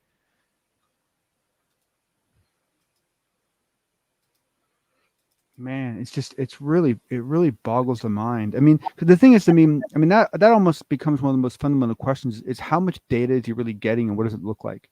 I mean, if he's just getting like a random, if he's just getting like an email like once a week that's got like 4 or 5 random reports in it, that needs to be addressed. But that's I don't know how big of a deal that is, right? But if he's getting a bunch of very actionable information, a lot of personal information about specific cases that are going on in Canada, or if he's getting a hold of anything that's of a cleared nature, or if he's cleared, I assume civilians can be cleared in your country, right? Is it possible for a civilian to get clearance? If there is something involving NORAD, I don't think he's getting that. Okay. But the troublesome part is I know researchers here in Canada, including the writer of this article, including one of my sources, who has been turned down on UFO information via FOIA request. Now, do you know what the nature of was? I mean, do you guys get information as to why you're being turned down? Are you being told that the same way as the U.S.? You're missing information. Can you be more specific? We're not willing to give out that detail right now. We've got nothing on it. Whatever it may be. Yet Rutkowski seems to be getting this. Yeah, and is he getting it just as a dumping ground, or does he have some way of getting his FOIA request answered? I don't think he is putting in FOIA requests. I think he's the chosen one to do the study. But like I said, I think he's getting low-level sightings. I don't think he's getting sightings of, the military is tracking a craft that seems to have landed in the middle of Saskatchewan somewhere. Do you see what I'm saying? Right. I don't think he's getting those top-tier CE3 to CE5 type encounters. I think he's getting more so dots seen in the sky by pilots. Well, and the other interesting thing too is that in NORAD, there are Canadian individuals, like there are Canadian military stationed at NORAD, and they're no longer in Cheyenne Mountain, unfortunately, but they are in NORAD. So there are some Canadians in that chain of command that could be involved in feeding information at some level, I suppose. But I've never gotten the impression that the Canadian group at NORAD really has equal status. Like I think they're very well respected and they do a great job. I don't mean to imply anything like that, but I know I've just gotten hints that essentially that they don't necessarily get everything raw. But the other thing to consider is that and I always wonder if I should be sharing this kind of information, but there is this phenomenon that goes on where essentially the U.S. signal intelligence groups aren't allowed to analyze Americans, right? But the Canadians can. And the Canadians aren't supposed to monitor the Canadians, but the Americans can. And so there are agreements in place. And I don't know how many of the Five Eyes do this, but I know some of them do, where one country will look into your people for you and share that information with you. And you look into and they look into your people for you, and they share that information with you. So I mean, basically, you look into each other's people on behalf of the other and swap the information. And so part of me is starting to wonder with the black hole that Canada is with Mhm. information, right? Part of me is starting to wonder, like, is that where we're hiding some of our stuff, right? I mean, 'cause let's face it, it wouldn't be a bad place to hide it. You guys don't say anything. Absolutely. It's a safe place. It's amazing. It's a safe place. God, man, I used to think Canada was like this big warm teddy bear, just the sweetest country on the planet. And now I'm like, no, I'm kind of wondering. Oh, the dark side is coming on out. But I know some people don't look at it this way, but I do. Like, part of the thing I find fun about this story is that there's two completely different angles to it, right? There's what is going on, right? Like what is going on, like, and why, but then there's the other question of, like, mechanically, how did this happen, and why did it happen? Like what were the mechanisms within the Canadian government, and why did they go sideways, and how did that equation tumble out to result in this behavior, right? I mean, like, to me, it's I don't know. I guess my point is, I think in the end, I think the question of why has the Canadian government been so quiet about UFOs might end up being a really big story. It could be. We don't know. That's the issue. We don't know, John. Right? We really do not know what the story is, or why they're even doing it that way. Okay? We don't know. Now, that's part of the issue. Do you guys, I know you guys have, like, like reporters and journalists and so forth, but do you have, are there pockets of them that have influence? Like, do you have, really established, newspapers or magazines that are good at doing, really investigative analysis that's, very Canada focused? The Toronto Sun is really good at that. The National Post is really good at that. The rest, I don't really know how to answer. So is this something? The television crowd, the television journalists and the radio journalists have become very woke. And if it's not a woke story, they're not covering it. If it's not about someone who's offended, they're not covering it. Is this even the kind of story that one of those people would go out? I mean, would the Toronto Sun go after this kind of story? Not this close right after the election. Man,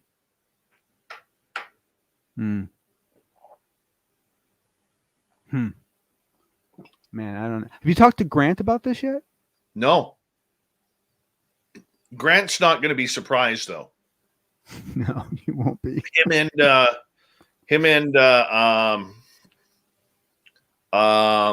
Chris Rakowski do not see eye to eye on a lot of things. Oh, okay. All right. I meant to say, when we were talking last night about Grant and his transition into consciousness, it was funny because I have this good friend, Pete, that kind of helped me get back into the whole UFO topic, and he was the one that turned me on to Grant, and so we'd both watch Grant, and then Grant got into this consciousness stuff, and my friend Pete just went right with him, just followed along, and I'm the one that pushed back, and I was like, I'm not going to do it. And so for like a year, I would say maybe 9 months, I pushed back. I did not want to go down that road, and finally, after like a year, I like every other road I took led me back to that, and so finally I was like, fine, and so then I started watching Grant again, and it's funny because I really I both blame him for my dive into consciousness, and I also in many ways thank him for my dive into consciousness, because I started on the consciousness track probably 3 years ago now, maybe 4, and it's been quite a ride. And I don't know if I would have gone down that road if Grant hadn't first, you know. And so as much as I fought it and as much as it irritated me, in the end, I really should. At some level I have to thank him, because I wouldn't have learned what I've learned, and I wouldn't realize what I know now if it hadn't been for that. I mean, I still find myself watching videos he's doing, going, oh, my God, why am I watching this? This is insane. But you know, I find it really ironic, because, you know, if you look at Grant, you know, Grant, you know, doesn't come off as a sciencey kind of guy. But when you really come down to it and you look at all the other researchers, Grant is probably taking the most scientific approach of anybody. Yes. It's really funny. I mean, but he really does. He just follows the data. And he uses himself as the experiment tool. Yes, which I personally adore about him. I really like that aspect. Yeah, it's I mean, I don't know if I ever told you about it, but my third great grandfather wrote the second most popular book of the 19th century, after the Bible being first, and it was published in 1892, and it's actually called The Law of Psychic Phenomenon. Oh wow! And it's a book all about what we talk about, completely about it, in detail, all written in the late 1800s, and it made him famous. And for about 10-15 years, he toured talking about the book. Before that, he'd been a lawyer, he'd been a patent clerk, he'd been a reporter, he'd been a Washington correspondent, he'd done a lot of things, and so he wrote this book, and for about 10 years he toured on it and talked about it, and then he passed away. But he became the most like the hypnotism expert in the U.S. He even testified for Congress on using hypnotism for interrogation techniques. I'd always wanted to read that book, and it's not the easiest book to read. It's pretty dense, and I wouldn't have read the other books that I needed to read to be able to really understand that book, and I wouldn't have actually read that book if it wasn't for the path Grant pulled me on.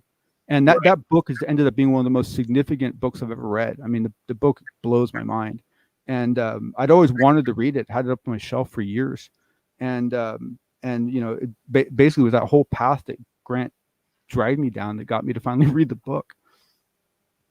Yeah, it's an amazing book. In it at one point, my grandfather is studying remote healing, and so he's doing experiments with some of his friends.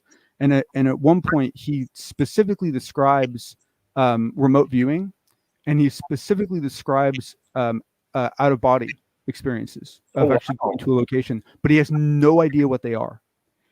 He's totally confused by them, and he just writes them all down and just says, "This is what happened. This is what we saw. This was the experience. We have no idea what's going on. This is really weird. This must be part of the healing thing. We don't know for sure." But he clearly did remote viewing and astral travel back in the late 1800s, and he stumbled into it. He had no idea what was going on. Wow, that's his pretty. Yeah, it's a trip. His whole catalyst for writing the book was that what a lot of people don't know is that one of the reasons why spirituality took off in the late 1800s was because so many people had died. If you look at the Civil War and everything that happened, like a lot of people had lost loved ones. And so seances and so forth had become really, really popular. And a lot of people don't know, like the Ouija board was kind of developed as kind of like Twitter for the spirit world, because before the Ouija board, you'd have to call the alphabet A, B, C, and you'd wait to hear a knock, and then you'd write the letter down. It took a long time to talk to spirits. So the Ouija board sped that up, right? And my grandfather basically felt that there might be something real to it, but that fundamentally a lot of people were being abused. They were being taken for a ride. And so he set out to investigate it because he wanted to figure out what was really going on. And in the end, his hypothesis, it's rather involved. One of the core aspects of it is he believed that that it was actually the subconscious mind, with having telekinetic type abilities, that was responsible for much of what was being seen. And I found this, very, very interesting, because he's partially right in that that's essentially what poltergeist activity is, right? Or any spiritual activity where where there doesn't appear to be a consciousness, right? It's just stuff moving around, cabinets closing, and just all that kind of stuff happening. It's almost always an adolescent in the house that's screaming for help, and which is very much exactly what he was talking about. It's quite a book. I'm actually thinking about trying to figure out some way to present some of the material and so forth. My plan at some point is to write a sequel to it. Just update it. Just basically give it. Add in modern examples, show where he was wrong, show where he was right.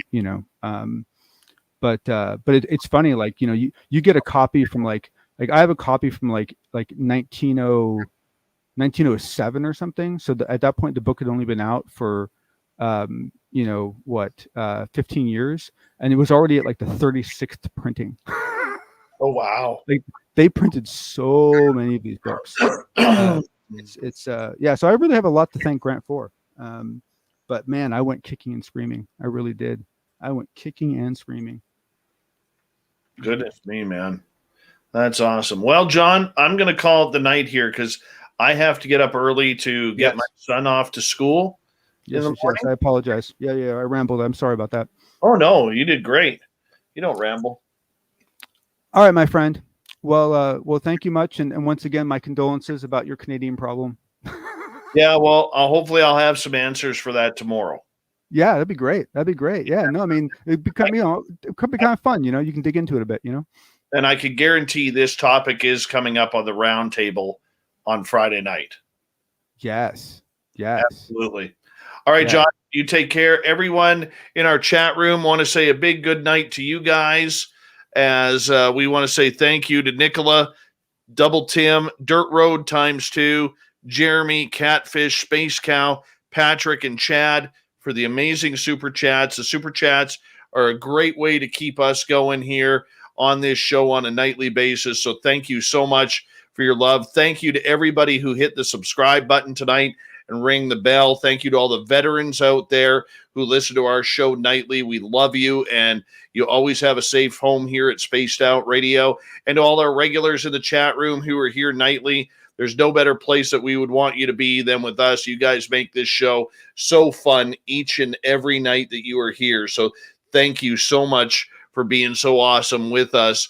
And tomorrow night on the show, Varla Ventura is back for our cryptid world. So more cryptid talk tomorrow night. And really appreciate each and every one of you being here. I know you love Varla. And we're going to head home right now, everyone. So have a good night. Thank you for being with us.